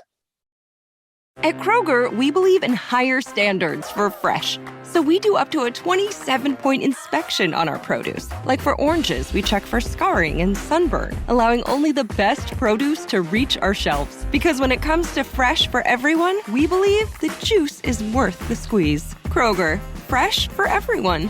Get more ways to save at the Buy 5 or More Save $1 each sale. Just buy 5 or more participating items and save $1 each with card.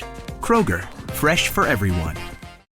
Noom Weight uses psychology to help people everywhere learn about their eating habits. Eating is my love language? Yep, sure is. I say yes to seconds out of guilt. It's hard to say no to Aunt Jenny's banana pudding. Wait, I do what? Oh, fog eating happens to everybody. What the We know. It can be a lot to take in, but with the help of Noom Weight, you'll learn the psychology behind your eating habits, how to change them, and get closer to reaching your weight loss goals. Sign up at Noom.com. This is the Jeff Brown Show. And we're back. Hey, man, this has been a day of hot topics. And I'm telling you, man, we've had great interviews today. We've had great hot topics, great discussion. Also want to thank everybody. Continue your support to listen in and tune in. Make sure you guys go right now. If you haven't already, go subscribe to the Jeff Brown Show. Share it with your friends. Share it with your family. All you got to do is download the iHeartRadio app on your phone, whether you have Apple or Android, whatever it is, and just go subscribe to the show, the Jeff Brown Show, the Jeff Brown Show on iHeartRadio or on Apple Podcasts, and just subscribe, and you'll get all of our latest shows, and it's all good. So listen, here's what I want to talk about. Our final topic of the day for hot topics, man. Even in the pandemic, people would do any damn thing to make some money, okay? And the reality is that 2 nurses out of NYC were indicted by the federal government here recently for making $1.5 million and selling fake vaccination cards. Damn, that's how much money is in them. Oh my goodness! Hell Damn. yeah! I'm not gonna make it, but hell it was tempting. no, I ain't trying to go to jail. It was tempting when I heard the gross. I'm like, nah, I'm cool. Like, damn, they going. Oh, damn, you gotta go to jail on that. Nah. Ain't nobody trying to go to jail for it. It's like, damn, 1.5 million. $5 million. But you gotta remember, about a year or so ago, a couple years ago, remember when they first started doing the vaccinations, right? About a year or so ago, right? Remember, there was a son and father, I believe, out of Hawaii that started doing that too, and they got knocked. I think they had made like 20,000 though. Man, these women, listen, people, stop doing stupid stuff, okay? Just if you don't want to be vaccinated, don't be vaccinated. Just stay home. But if you're gonna get vaccinated, if you want to live and enjoy entertainment and try to get to some type of normalcy, listen, go get vaccinated and stop risking your freedom and your life and the people around you life doing stupid stuff. I mean, at the end of the day, everybody is entitled to doing what they want to do. Everybody's entitled to doing whatever they need to do. Seek medical, seek your medical professional for advice on how to deal with the vaccinations. Do your research, whatever it is. But damn, please do not be out here slinging vaccination cards. Y'all slinging a vaccination card like it's drugs. I wonder is the time that they're gonna get equivalent to drug dealing time? Ooh, that's a good question. I don't know. I wonder. Because you slinging vaccination card, you like slinging crack. Come on, man. Well, and you talking about the feds, man. The feds don't play, so. Yeah, man, you threw your whole life away for them fake. But here's the other part of this, and I know we're wrapping up, so I want to get into what did we learn today. But you know what, Darby, you know what I want to do? You know what I want to know is, I wonder did they save any of the money? You know, some people have the money and they don't even save it. You know good and damn well they ain't saved none of that money. And any money they did save, and any money they did save is about to get ate up by the lawyers and the court costs. Man, they probably turned in all that money. That's crazy, man. That's wild, man. But so anyway, all of that for nothing. All that for nothing. For a moment of pleasure. They say the love of money is the root of all evil. Yep. And selling vaccination cards is too. So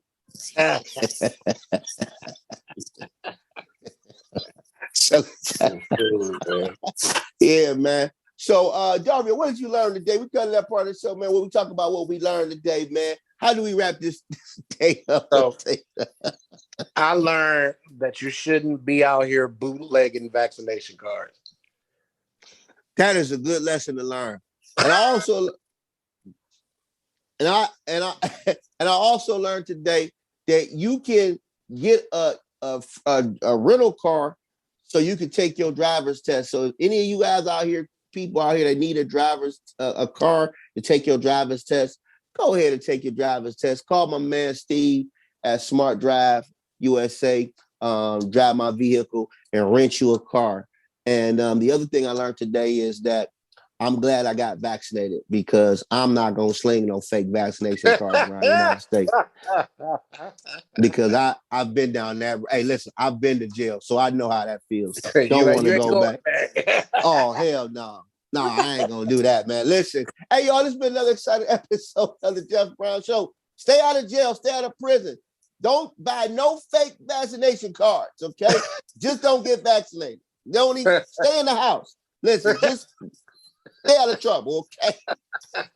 Listen, hey, we love you. God loves you. There's nothing in the world you can do about it. Till next time, this has been another exciting episode of the Jeff Brown Show.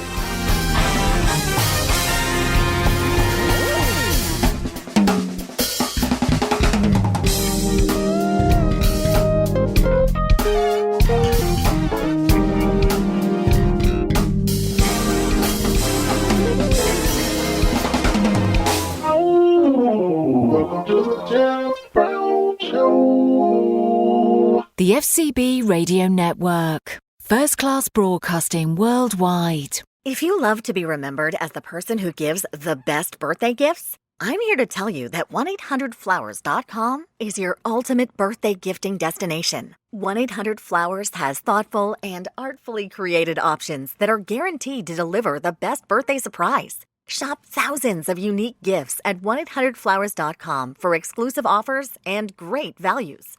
To order today, visit 1-800-Flowers.com/tune in. That's 1-800-Flowers.com/tune in.